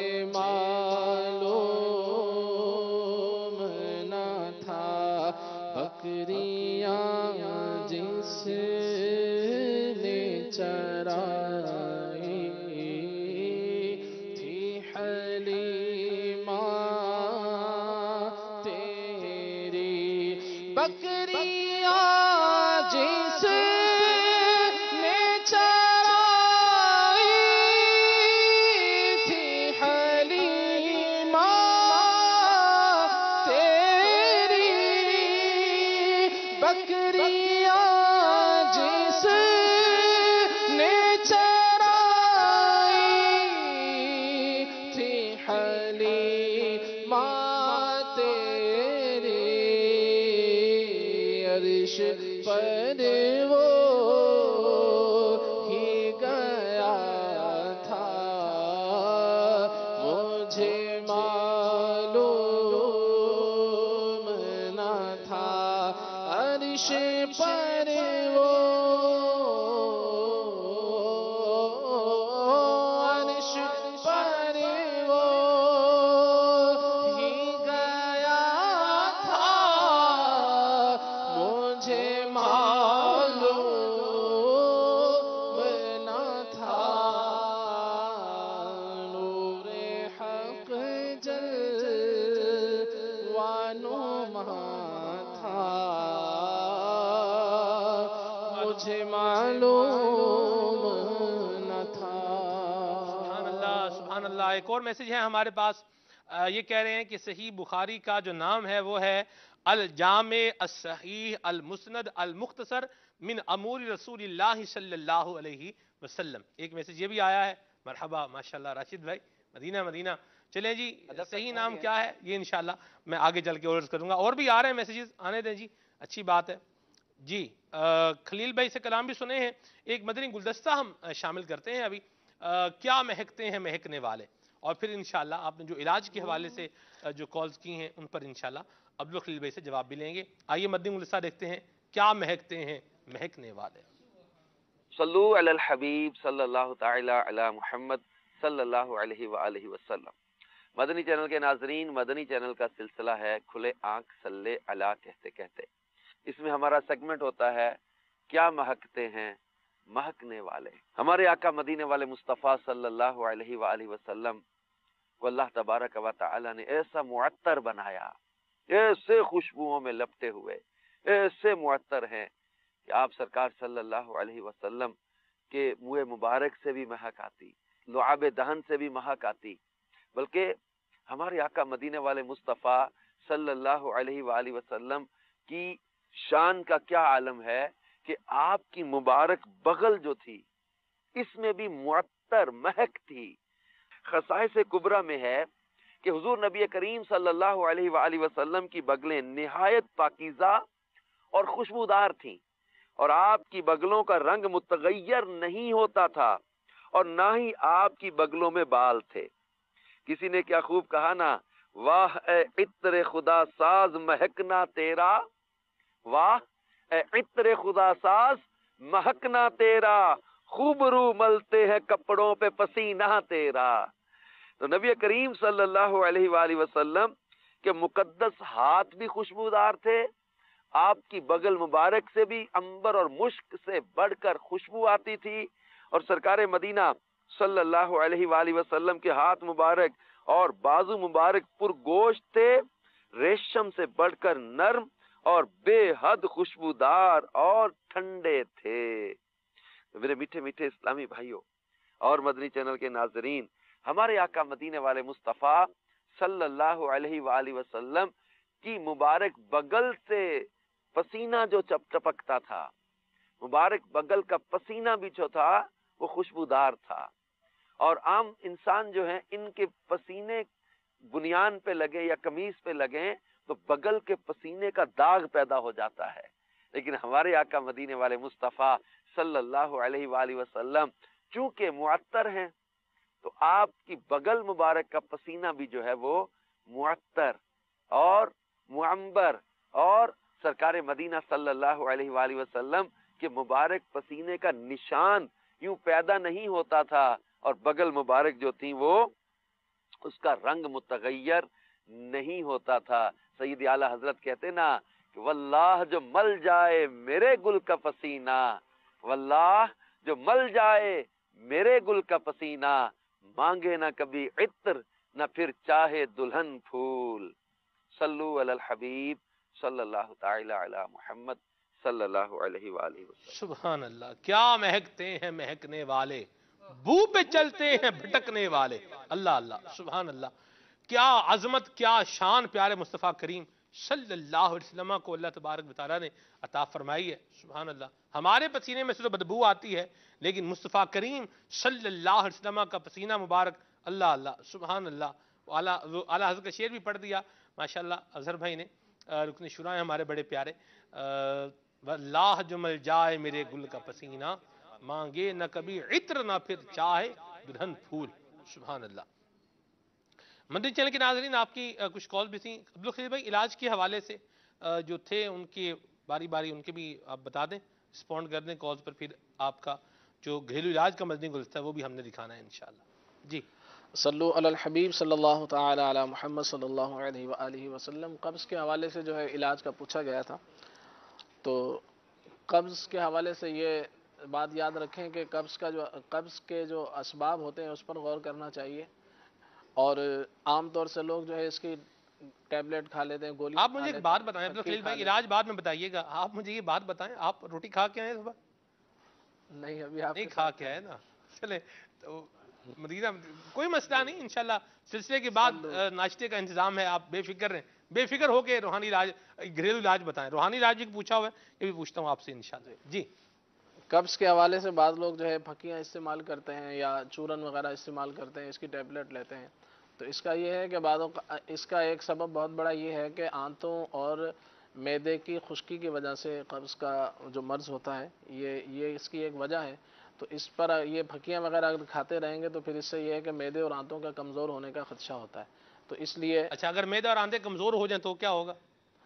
تو پھر بہت سارے اور بھی اسباب پیدا ہوتے ہیں، یعنی کہ پھر سمجھ لیں کہ قبض کے ساتھ ساتھ اور مرض بہت سارے بڑھ جائیں گے. اچھا، یعنی تکالیف میں اضافہ ہو سکتا ہے. تکالیف میں یعنی وہ لوگ جو اپنی مرضی سے ہی پھکیاں کھاتے رہتے ہیں ان کو احتیاط کرنی چاہیے. ان کو یہ غور کرنا چاہیے کہ اس کا سبب کیا ہے. مثال کے طور پہ جو چیزیں دیر سے ہضم ہوتی ہیں، مثال حلوہ پوری کا ناشتہ کیا، اب یہ اس نے جا کے جو ہے دیر سے ہضم ہونا ہے اور قبض کا سبب بننا ہے. اللہ بچائے حلوہ پوری کے ناشتے سے، اب یقین مانیں، بس اللہ بچا کے رکھے. جی جی. تو اس طرح کی جو دیر سے ہضم ہوتی ہیں چیزیں اگر قبض کا مریض یہ کھاتا رہے گا تو صحیح ہونے کے بجائے اس نے پھر اس کو پھکیاں ہی کھانی پڑیں گی. تو لہذا اس کا جو بہت ہی آسان ترین علاج ہے. اور پھکیاں بھی پھر آپ دیکھیں نا، غیر معیاری پھکیاں کھا رہے ہیں جو بھی مل رہی ہے. اب جیسے بابر بھائی مجھے بولیں کوئی پھکی دے دیں مجھے، میرے پاس پھکی، اچھا اب وہ ہو بھئی نظر تیز کرنے والی. اب میں نے تو اپنے لیے بھی چشمہ لگا ہوا ہے، کوئی ایسی بندہ صفوف بنا کے کھائے جسے آنکھیں تیز. انہوں نے کہا یار کوئی پھکی ہے، میں نے کہا ہاں یار یہ نبی لے کھا لیے، فرق تو پڑا نہیں ہے. یہ بھی معاملہ بعض کا ہو جاتا ہے نا کہ وہ مرض کی اس مرض سے ریلیٹڈ بھی وہ صفوف یا وہ دوائی ہے یا نہیں ہے، یہ بھی ایک بات ہوتی ہے نا. جی اس میں یہ کہ جیسے بعض اوقات مارکیٹ میں بک رہی ہوتی ہیں لکڑ ہضم، پتھر ہضم، توبہ یا اللہ، کھاؤ. اور تو اس طرح کی چیزوں سے جو ہے وہ بعض اوقات قبض لکڑ تو جو ہے لکڑ پتھر تو اونٹ کا میدا ہضم نہیں کر سکتا، انسان کا میدا لکڑ پتھر کیسے ہضم کرے گا؟ درست علاج کرنے والے ہیں جب تک کہ میری اپنی ذاتی آبزرویشن ہے، کیونکہ ہم بحیثیت مریض ہی جا رہے ہوتے ہیں ڈاکٹر طبہ کے پاس، طبیب تو نہیں جا رہے ہوتے. لیکن آبزرویشن یہ ہے کہ جو صحیح علاج کرے گا نا وہ 4 چیزوں سے منع بھی کرے گا کہ آپ نے یہ نہیں کرنا، پرہیز بھی بتائے گا. کھایا جاؤ لکڑ ہضم پتھر ہضم، بس یہ پھکی ہے ایسا کام کرے گی کہ آپ کو دوسری کسی چیز کی ضرورت. لکڑ کھاتے رہو، پتھر کھاتے رہو، یہ ساتھ میں میری پھکی بھی کھاتے رہو اور پیسے مجھے جو ہے وہ پہنچاتے رہو. چلو جی بہرحال اللہ رحم فرمائے. بہرحال یہ کہنے کا مقصد یہ تھا کہ عام طور سے قبض کے اسباب کا علاج کرنا چاہیے، اور اس کا ایک بہت بڑا سبب معدے اور آنتوں کی خشکی ہوتی ہے، اور جس کا علاج جو ہے پھکیوں کے بجائے کرنے کے بجائے بہت ہی آسان علاج ہے. 1 چمچ آپ لے لیں بادام کا تیل، نمبر 2 کسٹر آئل 1 چمچ اس کا لے لیجئے، ٹی سپون لے لیں، اور پھر 1 چمچ شہد کا اس میں شامل کر لیں. اور چوتھی چیز جو ہے وہ دودھ کے اندر شامل کر لیں. اگر دودھ سے آپ کا دودھ نہ چلتا ہو مثال کے طور پہ آپ کو، تو پھر یہ ہے کہ آپ سونف کا عرق بادیان بھی اسے کہتے ہیں، تو 1 کپ یا آدھا کپ اس کا لے لیں اور یہ تینوں 1 چمچ اس کے اندر ڈال لیں، شہد، کسٹر آئل اور بادام کا تیل. تو یہ آپ مسلسل جو ہے چند ماہ اس کو پینا ہے. چند ماہ پئیں گے تو انشاءاللہ عز و جل معدے اور آنتوں کی جو خشکی ہے وہ دور ہوگی. دور ہونے کے ساتھ ساتھ انشاءاللہ پھر آپ کا یہ قبض کا جو معاملہ حل ہو جائے گا. اب اس کے ساتھ اگر کبھی ضرورت پڑے تو پھر یہ ہے کہ کوئی آپ قبض کی دوا لے سکتے ہیں، اور یعنی کہ کوئی ٹیبلٹ وغیرہ، مگر یہ کہ مستقل جو ہے اس کی پھکیاں کھانا یا اس کی ٹیبلٹ کھانا یہ نقصان دہ بات ہے. یہاں ایک اور بات بھی بیان کرتے جائیں نا عبدالخلیل بھائی، کہ وہ جو کھاتے ہیں اور چباتے نہیں ہیں، بس کھاتے ہی جاتے ہیں. اب جیسے کھانا ہے 4 بندوں کے سامنے رکھا ہوا ہے، 4 کیمرہ مین ہمارے کھانا کھا رہے ہیں. اب ان میں سے ہر کوئی بندہ سوچے یار یہ بوٹیاں دوسرا کھا جائے گا، میرا کیا بنے گا. ویسے ہمارے کیمرہ مین جیسے میرا حسن ظن ہے یہ یوں نہیں کرتے ہوں گے، کہ سار کچھ نہ کچھ تو کرتے ہوں گے. افطاری میں تو آپس میں ایک دوسرے سے لے کے آتے تھے، ساتھ بیٹھ کے کرتے تھے. یہ بھی ہوتا ہے نا بھائی دوسرا کھا جائے گا میرے حصے میں کیا آئے گا، اب وہ نبیڑتے جا رہے ہیں اس کو، نپٹاتے ہیں ساتھ ساتھ. جیسے میں نے عرض کیا کہ قبض کے اسباب کا بھی علاج کیا جائے. اگر مثال کھانے کے بجائے چبانے کے بجائے نگلنا ہے، اور پھر اسی طرح سے کھانا کھا لیا اور اس کے بعد پانی پی لیا. پانی پینا بھی جو ہے ہاضمے کو خراب کرتا ہے. کھانے کے بعد کھانا کھایا اور پھر رات کو جیسے کھانا کھایا فوری سو گئے، سونے کے سے یہ ہوتا ہے کہ وہ سارا ہاضمے کا جو نظام ہے وہ خراب ہو جائے گا، کھانا جو ہے معدے میں سڑ جاتا ہے اس طرح سے. تو یہ قبض کے حوالے سے یہ عرض کرنا تھا. باقی جو ہے کمزوری کے حوالے سے پوچھا گیا، تو کمزوری کے حوالے سے یہ ہے کہ آپ بہت ہی مختصر سا علاج ہے کہ 5 عدد جو ہے کھجوریں اور 10 عدد جو ہے بادام. سبحان اللہ. اس کا جو ہے ملک شیک بنا لیں. 1 گلاس دودھ ہو، 10 کھجوریں ہوں اور 5 کھجوریں، 10 بادام اور 1 گلاس دودھ کا. تو اس کا ملک شیک بنا کے پئیں. بچے ہیں، بڑے ہیں، کوئی بھی شخص ہے. وہ اس کو پی سکتا ہے، اور سوائے یہ کہ جو مریض ہوتے ہیں شوگر کے وہ اس سے احتیاط کریں، باقی سبھی کے لیے یہ مفید ہے۔ تو انشاءاللہ عز و جل اس سے جو ہے جسم بھی فربا ہوگا، یعنی کہ جسمانی کمزوری ہے، دبلا پن، وہ بھی دور ہوگا، اور دماغی طور پہ بھی انشاءاللہ عز و جل فائدہ ہوگا۔ مدینہ میں نے جو سبحان اللہ کہا ہے نا، اور آپ مطلب آپ کا ایک انداز اس پر آیا مسکراہٹ والا، میں نے اصل میں یہ چکھا ہوا ہے۔ ہاں جی، جب یہ ہم نے یہ ریکارڈ کر کے اس کو ریکارڈ کیا، آنر بھی کیا ہم نے، تو یہ جب بنا تھا تو اس کو پینے والوں میں ایک نام جو ہے نا، چکھنے والوں، پینے والوں میں نہیں، چکھنے والوں میں ایک نام میرا بھی تھا، جن کے ہم پی سی آر والے کہہ رہے ہیں ہمارے منہ میں پانی آ رہا ہے۔ تو چلیں بہرحال مرحبا، سبحان اللہ، اللہ آپ کو برکت دے۔ آپ اپنے گھر پر بالکل اس کو ٹرائی کر سکتے ہیں، ضرور کوشش کریں، اللہ آپ کو برکتیں عطا فرمائے۔ جی صلو علی الحبیب صلی اللہ تعالی علی محمد صلی اللہ علیہ وآلہ وسلم۔ اسی طرح سے بال وغیرہ جیسے جھڑتے ہیں، اس حوالے سے پوچھا گیا، اللہ، اس کے لیے 2 علاج عرض کر دیتا ہوں۔ ایک جو ہے اگر صرف آئل ہی آپ نے لگانا ہے تو وہ، اور نمبر 2 کہ اس کے اندر دیگر دوائیں بھی شامل کرنی ہیں۔ اگر آئل ہی استعمال کرنا ہے تو اس میں یہ ہے کہ کلونجی کا آئل جو ہے آپ نے 50 گرام لینا ہے، انڈے کا تیل یہ بھی 50 گرام، ایگ یعنی انڈا جو ہوتا ہے اس کا بھی آئل آتا ہے، یہ بھی آپ نے 50 گرام لینا ہے، اور نمبر 3 زیتون کا آئل، یہ 100 گرام۔ تو یہ تقریباً دنیا میں آپ جہاں بھی ہیں تو سب جگہ آپ کو دستیاب ہو سکتا ہے، صحیح، کم و بیش۔ تو کلونجی کا آئل، بلیک سیڈ ایسے کچھ اس کا انگلش نام ہے، اور انڈے کا تیل اور زیتون کا آئل، یہ 100 گرام زیتون کا آئل، باقی جو ہے نا دونوں 50-50 گرام آپ لے لیں۔ تو یہ ان تینوں کا مکس کر لیں اور پھر اس کو جو ہے آپ استعمال میں رکھیں۔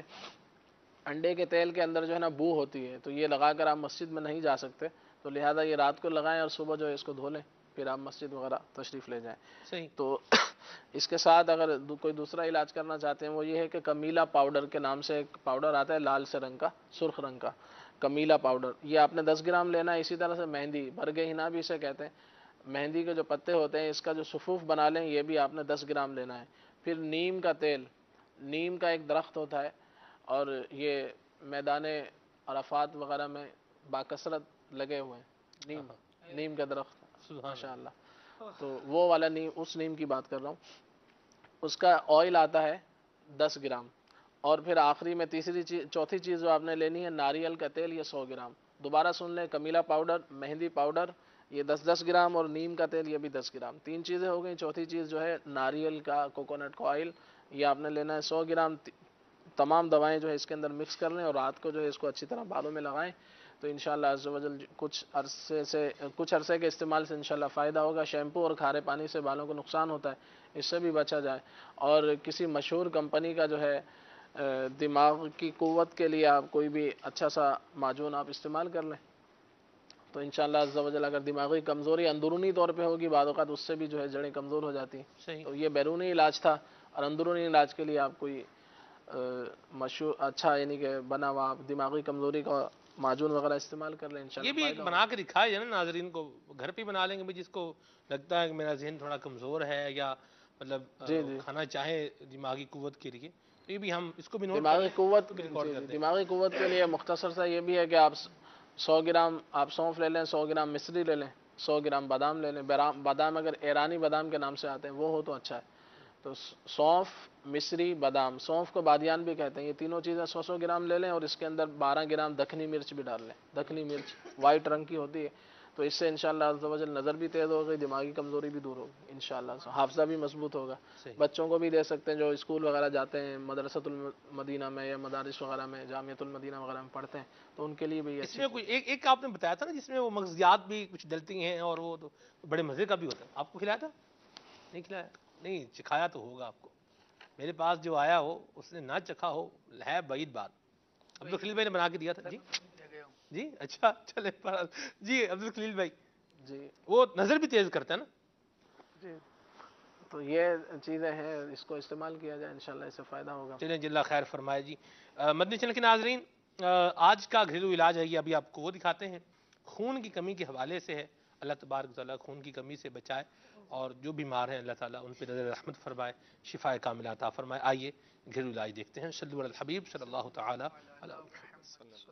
صلو علی الحبیب صلی اللہ تعالی علی محمد صلی اللہ علیہ وآلہ وسلم۔ مدنی چینل کے ناظرین، آپ دیکھ رہے ہیں سلسلہ کھلے آنکھ صلی علی کہتے کہتے کا سیگمنٹ گھریلو علاج۔ آج انشاءاللہ عز و جل جو گھریلو علاج بیان کیا جائے گا وہ ہے خون کی کمی کا گھریلو علاج، جسم میں نیا خون بنانے کے حوالے سے انشاءاللہ عز و جل یہ علاج جو ہے انتہائی مفید ثابت ہوگا۔ اور اس کے اندر کیا کیا شامل ہے آئیے آپ کو دکھاتے ہیں۔ نمبر 1 ریوند چینی، یہ جو آپ دیکھ رہے ہیں اس کا نام ہے ریوند چینی۔ اور نمبر 2 اس کے اندر جو دوسری چیز ہے وہ ہے ریوند خطائی، ریوند خطائی۔ اور تیسری چیز جو ہے وہ ہے کشتۂ فولاد، کشتۂ فولاد۔ اور آخری چیز چوتھی چیز وہ ہے سفید زیرہ، زیرہ سفید یا سفید زیرہ اسے کہا جاتا ہے، ایک زیرہ سیاہ بھی آتا ہے، یہ ہے زیرہ سفید۔ تو یہ 4 چیزیں اس کے اندر شامل ہیں، اور اس کو کس مقدار میں لینا ہے وہ یہ ہے کہ ریوند چینی اور ریوند خطائی اور زیرہ سفید، یہ تینوں چیزیں ریوند چینی، ریوند خطائی اور زیرہ سفید یہ 12-12 گرام، اور آخری جو چیز ہے وہ ہے کشتۂ فولاد، یہ اس کی آدھی مقدار یعنی کہ 6 گرام۔ تو یہ 4 چیزوں کا وزن آپ کو عرض کر دیا۔ اس کو بنانا کس طرح ہے آئیے آپ کو عرض کرتا ہوں۔ یہ تمام دوائیں پہلے اچھی طرح آپ صاف کر لیں تاکہ مٹی وغیرہ ہو وہ صاف ہو جائے۔ اس کے بعد جو ہے اس کو آپ بالکل باریک جو ہے پیس لیجئے۔ پیسنے کے بعد یہ صفوف پھکی کی شکل اختیار کر جائے گا آپ کو۔ آئیے اب ہم اس کو بنتے ہوئے دکھاتے ہیں۔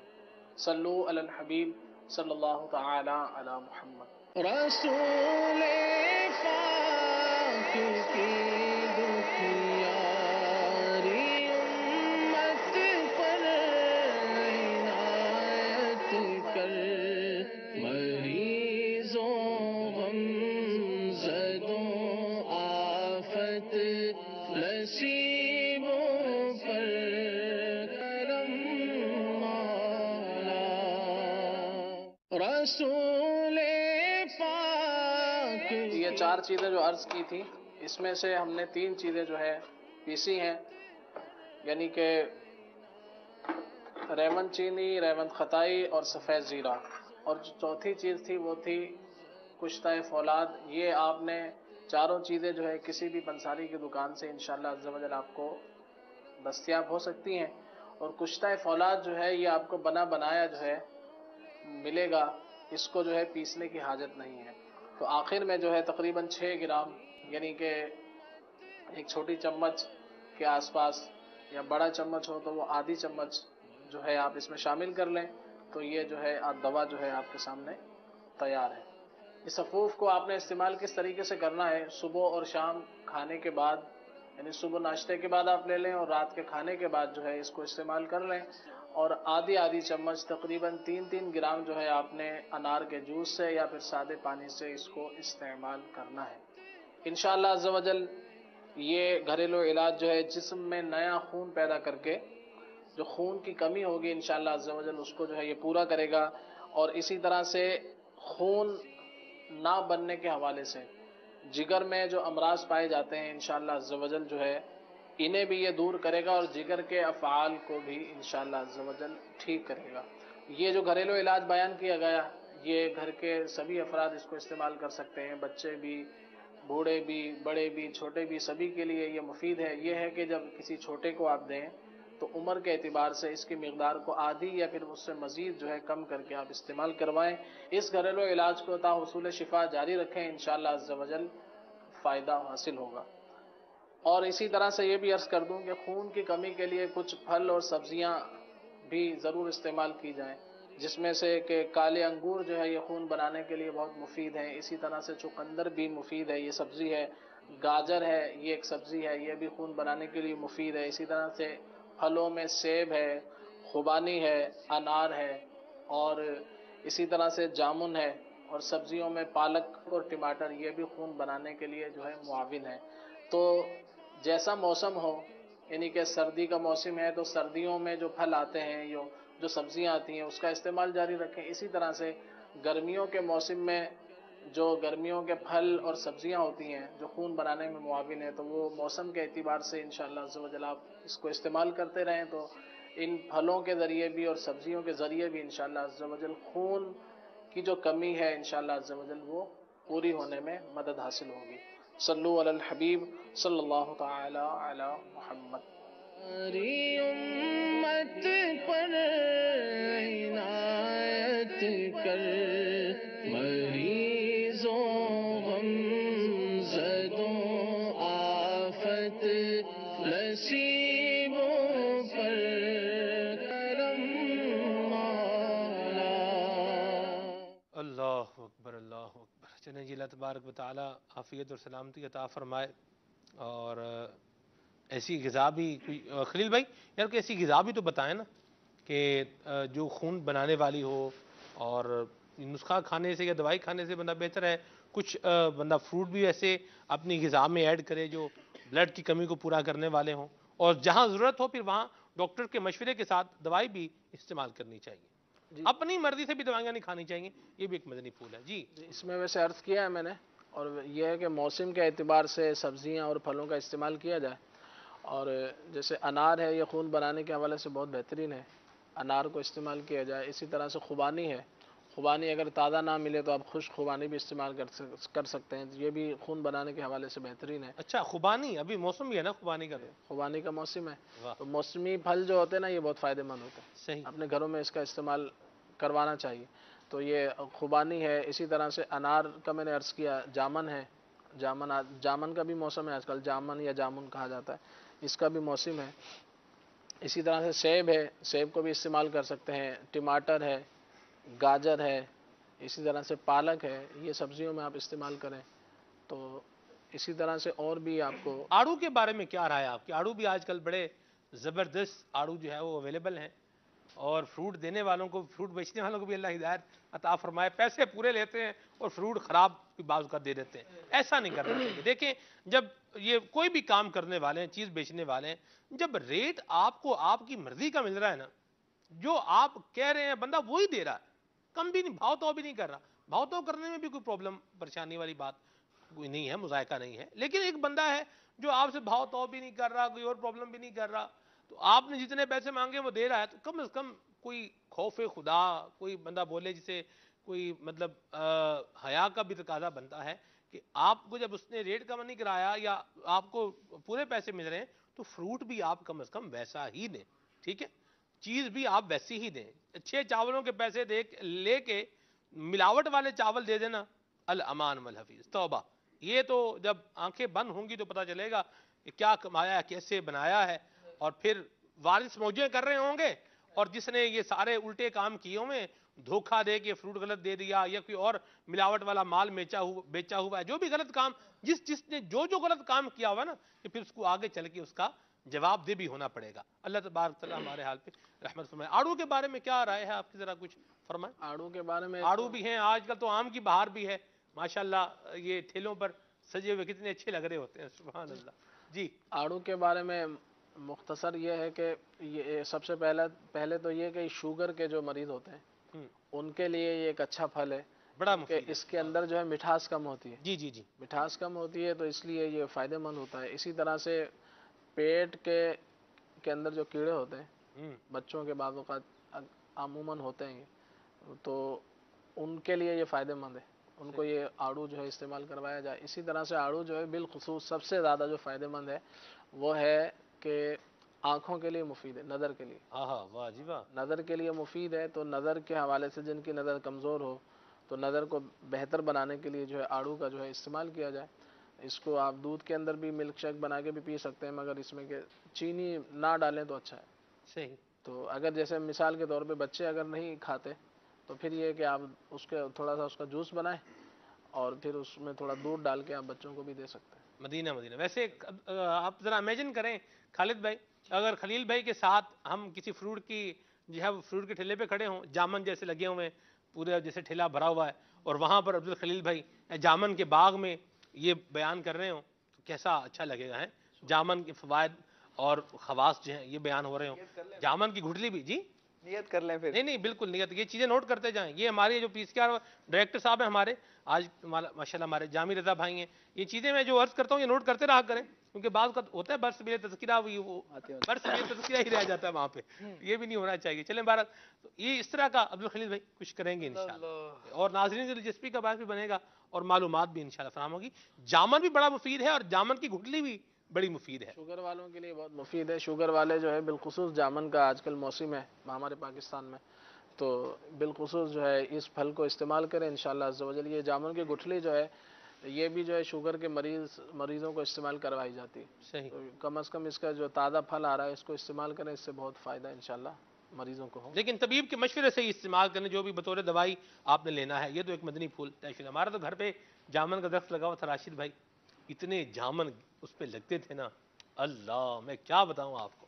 اور پھر جامن ہوں ان پر بندہ تھوڑا نمک ڈال کے ان کو کھائے، پھر ان کا سبحان اللہ لطف اپنے آپ کو. ابھی ناشتہ بھی نہیں کیا ہوا تو اس لیے امیجینیشن زیادہ اور مضبوط ہوگی آپ کی. چلیں بہرحال موضوع کے جی ہمارے لیے یہ تشویق ہے. اچھا اللہ اکبر.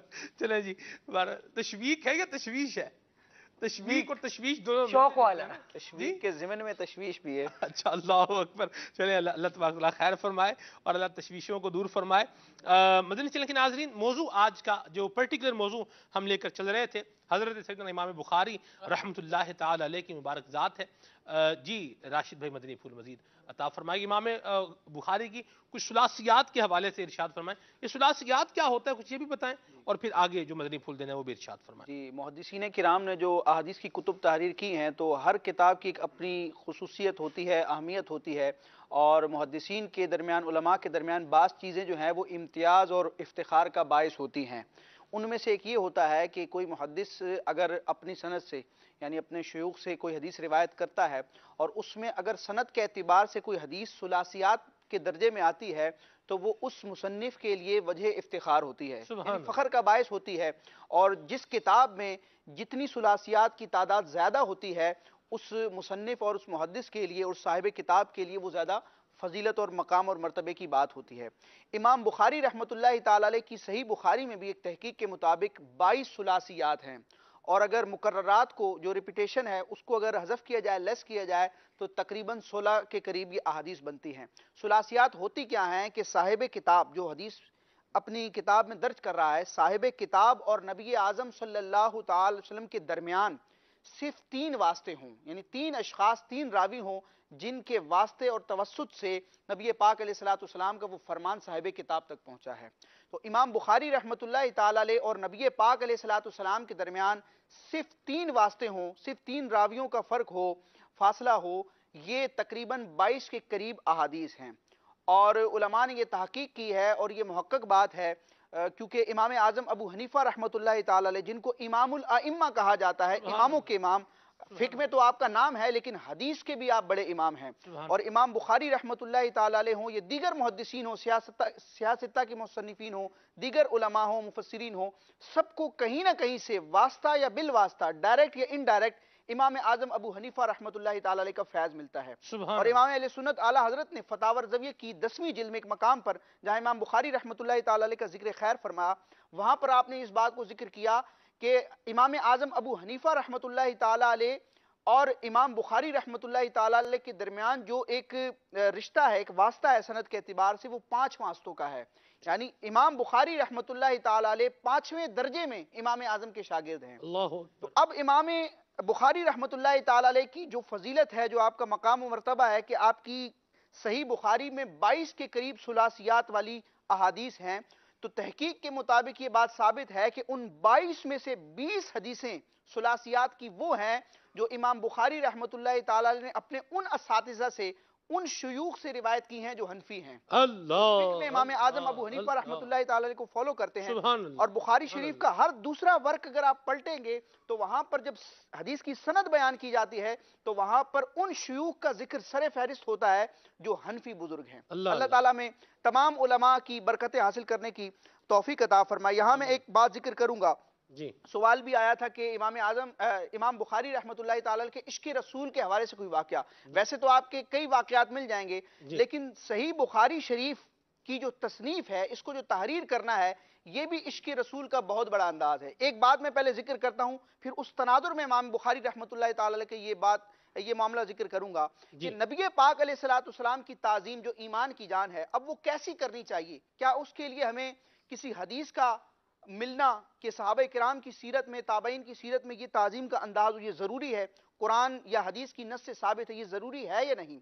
تو سورہ فتح کی آیت مبارکہ ہے وَتُعَزِّرُهُ وَتُوَقِّرُهُ کہ میرے محبوب کی تعظیم و توقیر کرو، بغیر کسی قید کے علی الاطلاق رب تبارک و تعالیٰ نے فرمایا۔ اس آیت مبارکہ کے تحت امام اہل سنت کی ایک عبارت ہے فتاوی رضویہ کی 5ویں جلد میں، آپ فرماتے ہیں بحمد اللہ تعالی مسلمانوں کے ایمان میں تعظیم رسول اللہ صلی اللہ تعالی وسلم عین ایمان، ایمان کی جان ہے اللہ، اور علی الاطلاق مطلوب شرع، کیا بات، کسی قید کے، جہاں شریعت نے قید بیان نہیں کی، جہاں شریعت نے ممانعت ذکر نہیں کی، تو نبی پاک علیہ السلام کی تعظیم کرنا یہ شریعت کو مطلوب ہے۔ امام اہل سنت فرماتے ہیں تو جو کچھ بھی، جس طرح بھی، جس وقت بھی، جس جگہ بھی تعظیم اقدس کے لیے بجا لائے، بندہ بجا لائے، اس طریقے کو اپنائے، خواہ وہ طریقہ، خواہ وہ بھی عین ہی منقول ہو یا نہ ہو، خواہ اس تعظیم کے طریقے کا ذکر حدیث یا سیرت کی کسی کتاب میں ہو یا نہ ہو،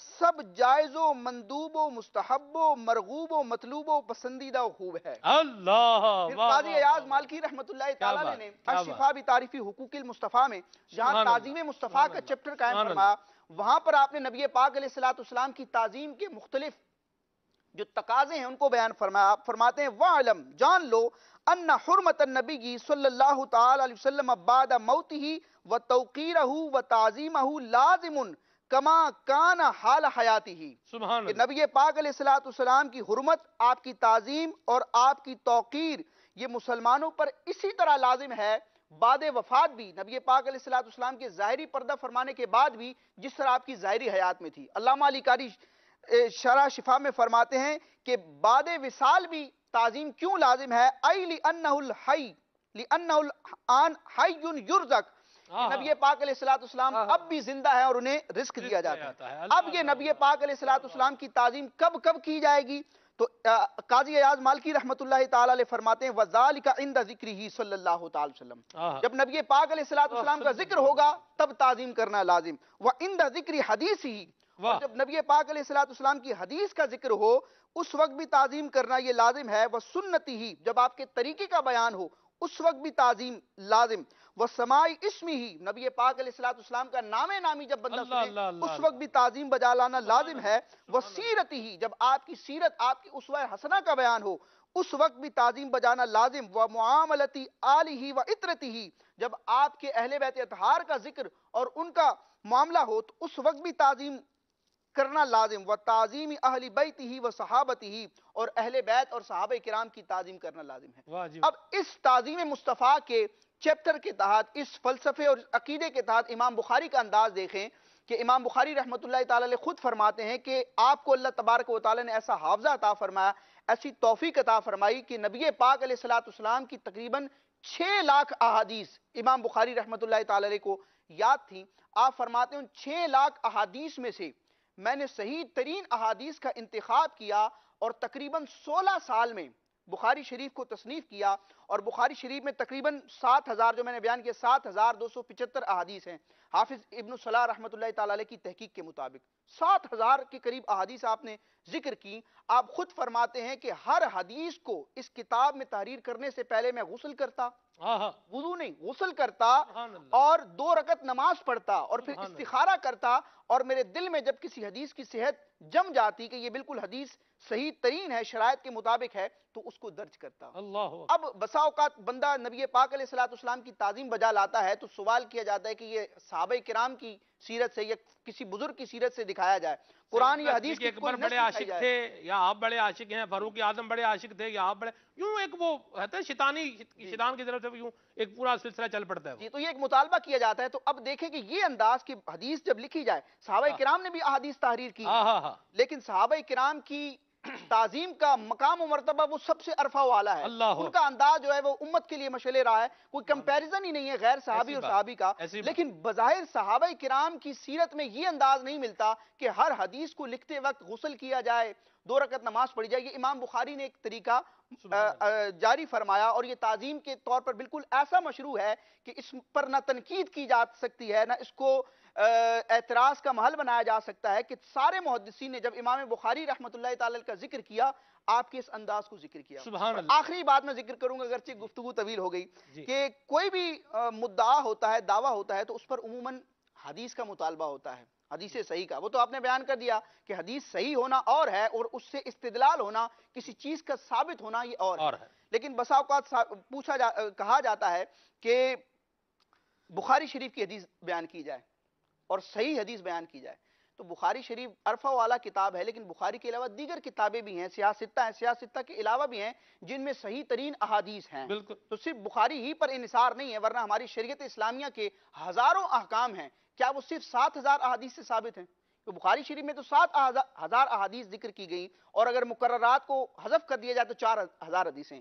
تو عقل بھی اس بات کو تسلیم نہیں کرے گی کہ صرف 4,000 حدیثوں سے ہمارا دین ثابت ہے۔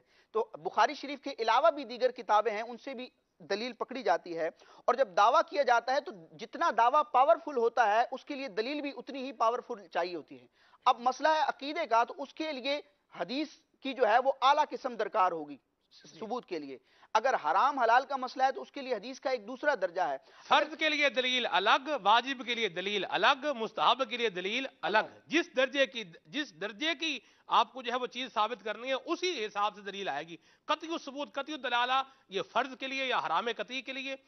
جو اس کے علاوہ پھر ہے قطعی ثبوت، ظنی دلالہ ہے، ظنی ثبوت، ظنی دلالہ ہے، یعنی پوری ایک مطلب چین ہے جو چلتی ہے، اور احکام کس حکم کے لیے کون سی روایت چاہیے ہوتی ہے، یہ بھی ایک جو ہے وہ سیکھنے کی بات ہے۔ اب جیسے بچہ ہو، جو ہے وہ 6 ماہ کا بچہ ہو، 6 ماہ کا نہیں 4 ماہ کا بچہ ہو، اور وہ بادام جو ہے وہ منہ میں چھلکے سمیت، جیسے وہ اس کا خول ہوتا ہے، وہ اگر منہ میں ڈالے تو بچے کو کیا بولیں گے؟ بیٹا یہ آپ کے کھانے کی چیز نہیں ہے، ٹھیک ہے؟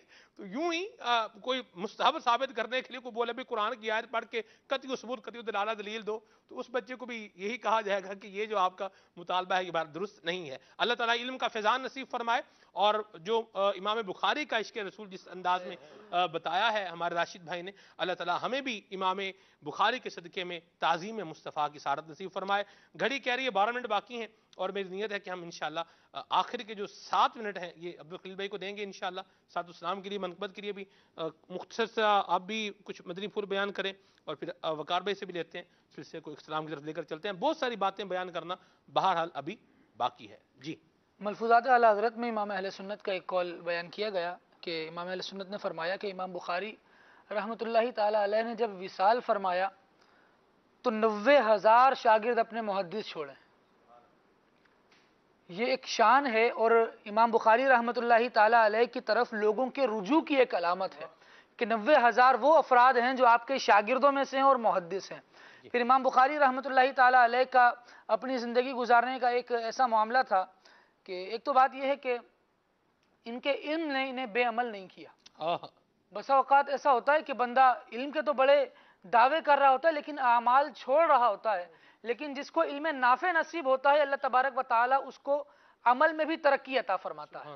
آپ رحمۃ اللہ تعالی علیہ ویسے مالدار افراد میں آپ کا شمار ہوا کرتا تھا، اور 300 درہم ایک دن میں صدقہ کر دیا کرتے تھے۔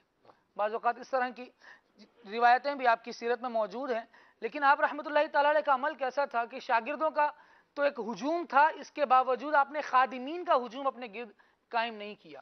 آپ کے ایک شاگرد ہیں، وہ اکثر آپ کے ساتھ رہا کرتے، اور انداز یہ ہوتا کہ امام بخاری رحمۃ اللہ تعالی علیہ کی خدمت کرنے کی کوشش کیا کرتے، لیکن فرماتے ہیں کہ اکثر اوقات ایسا ہوتا کہ امام بخاری رحمۃ اللہ تعالی علیہ اپنے کام خود کر لیا کرتے۔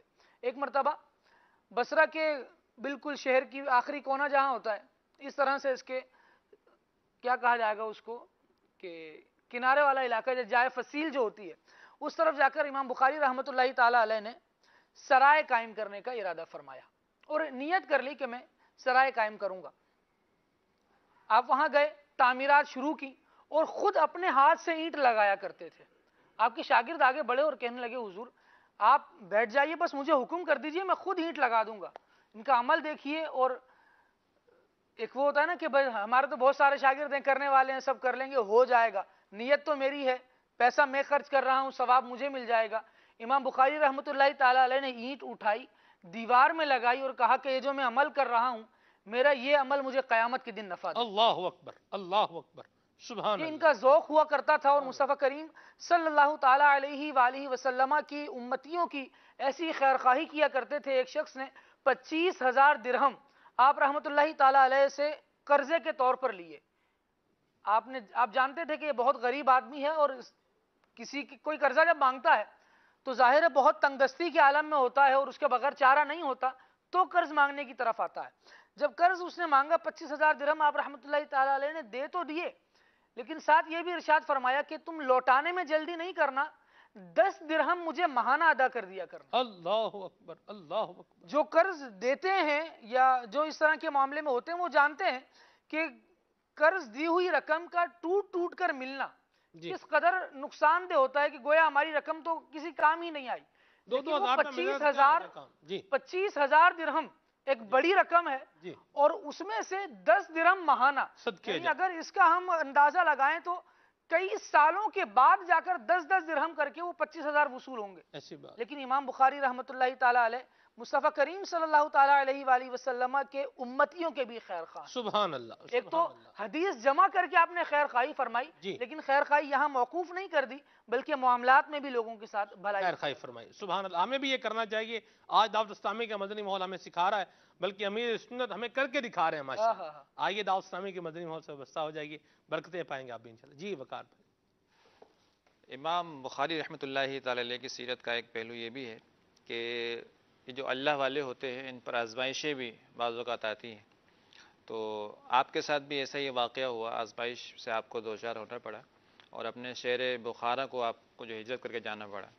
اس کا واقعہ کچھ یوں ہے کہ امیر بخارا خالد ابن احمد زحلی، اس نے جو یہ آپ کے پاس آیا اور آ کے جو ہے وہ کہنے لگا میرے بچوں کو آپ تعلیم دے، علم حدیث پڑھائیں، بخاری شریف پڑھائیں، دیگر حدیث پڑھائیں، تو میرے گھر پر آ کر آپ اس میں میرے محل میں آ کے پڑھائیں. تو آپ نے جو ہے وہ ارشاد فرمایا کہ بھئی یہ علم حدیث ہے، میں علم کو اس طرح ذلیل نہیں کر سکتا کہ میں جو ہے وہ عمرہ کے جو ہے درباروں پہ اس علم کو لے کے چلے جاؤں. اگر آپ نے اپنے بچوں کو پڑھوانا ہے تو آپ میرے پاس بھیج دیجئے. جی. تو اس پر امام بخاری رحمۃ اللہ تعالی علیہ نے جو ہے جب یہ آپ نے جو ہے کہا تو کہا ٹھیک ہے میرے بچے آپ کے گھر آ جائیں گے، لیکن جو ہے شرط یہ ہوگی کہ دربان بھی ساتھ کھڑے ہوں گے اور کوئی بچہ میرے بچوں کے برابر میں نہیں بیٹھے گا. آپ نے کہا ایسا بھی نہیں ہو سکتا، کیونکہ یہ علم جو ہے نبی کریم صلی اللہ علیہ وسلم کی میراث ہے، یہ سب کے لیے، غریب کے لیے بھی ہے، امیر کے لیے بھی ہے. تو آپ کے جو بچے جو آئیں گے وہ دیگر بچوں کے ساتھ بیٹھیں گے. اگر آپ کو ایسا لگتا ہے صحیح ہے تو پھر ٹھیک ہے بھیج دیں، ورنہ نہیں. تو اس پر جو ہے امیر بخارا جو ہے خفا ہو گیا اور آپ کی جو ہے تذلیل بھی کی، اور آپ کو جو ہے شہر بخارا سے جو ہے وہ باہر نکلوا دیا گیا. تو آپ کا اس پہ بڑا دل دکھا. ظاہر ہے کہ اپنے آبائی وطن کو چھوڑ کے جانا یہ بڑے دکھ کی بات ہوتی ہے. تو امام بخاری رحمۃ اللہ تعالی علیہ نے اس پر جو ہے وہ آپ کے دل سے جو ہے وہ اس کے خلاف دعا نکلی، اور پھر اللہ رب العالمین کا کرنا ایسا ہوا کہ 1 مہینہ بھی نہیں گزرا، 1 مہینے کے اندر اندر جو ہے خلیفہ عباسی کا جو ہے وہ حکم آیا، آرڈر آیا، اور اس کو جو ہے گدھے پر بٹھا کر ایک منادی نے ندا کروائی اور اس کو شہر بھر میں پھرایا گیا، اور بعد میں اس کو قید کر دیا گیا، اور قید ہی کی حالت میں امیر بخارا کا جو ہے وہ یہ مر گیا اور انتقال ہو گیا. گستاخ کا انجام ہمیشہ برا ہی ہوا ہے. اللہ گستاخی سے محفوظ فرمائے. سبحان اللہ. اللہ تعالی ہمارے حال پہ رحمت فرمائے اور ہمیں اولیاء کا بادب رکھے اور گستاخی سے بچائے. 5 منٹ باقی ہیں، اور راشد بھائی میں یہ چاہوں گا بخاری شریف کا جو مکمل نام ہے، امام بخاری کی جو مشہور کتاب ہے اس کا نام آپ بتائیں، محقق نام. سبحان اللہ. اصح الکتب بعد کتاب اللہ تعالی تحت عدیم السماء کون سی کتاب ہے؟ یعنی قرآن مجید برہان رشید کے بعد سب سے مستند اور صحت کے اعتبار سے قوی کتاب کون سی ہے؟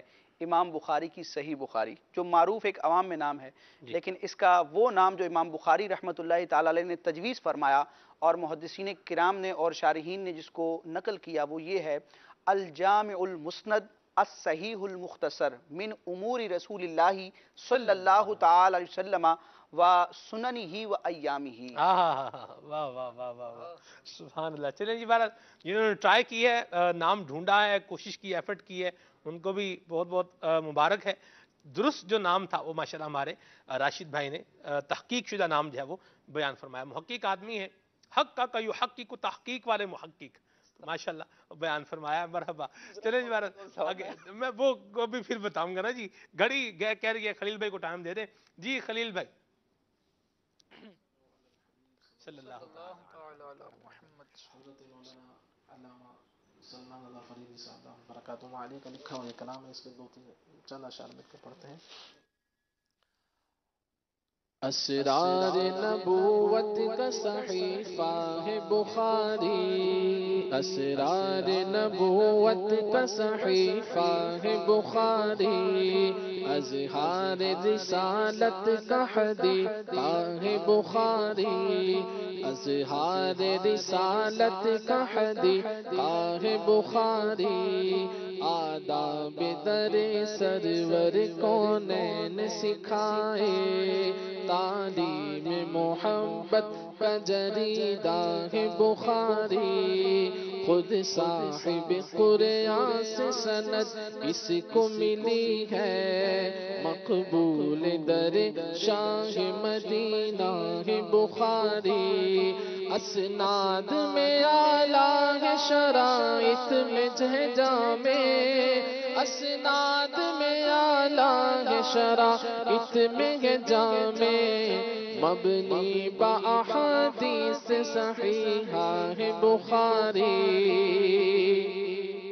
مقبول در شاہ مدینہ ہے بخاری، ہر لفظ ہے ناموس رسالت کا محافظ، سرکار کی عظمت کا قصیدہ ہے بخاری، ہر طالب حق کے لیے معیار ہدایت، ہر طالب حق کے لیے معیار ہدایت، ایمان کی حفاظت کا ذریعہ ہے بخاری، ایمان کی حفاظت کا ذریعہ ہے بخاری، پڑھتے رہو دن رات سبق اس کا فریدی، پڑھتے رہو دن رات سبق اس کا فریدی، جاں بخش دل افروز وظیفہ ہے بخاری، جاں بخش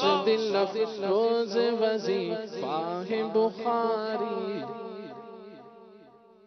جاں بخش دل افروز وظیفہ ہے بخاری، سبحان اللہ مرحبا. مصطفیٰ جان رحمت پہ لاکھوں سلام، شمع بز میں ہدایت پہ لاکھوں سلام، مجھ سے خدمت کے خود سیکھ ہے ہر رضا، مصطفیٰ جان رحمت پہ لاکھوں سلام، شمع بز میں ہدایت پہ لاکھوں سلام، صبح میری رحمتوں سے بھری، میری رحمتوں سے بھری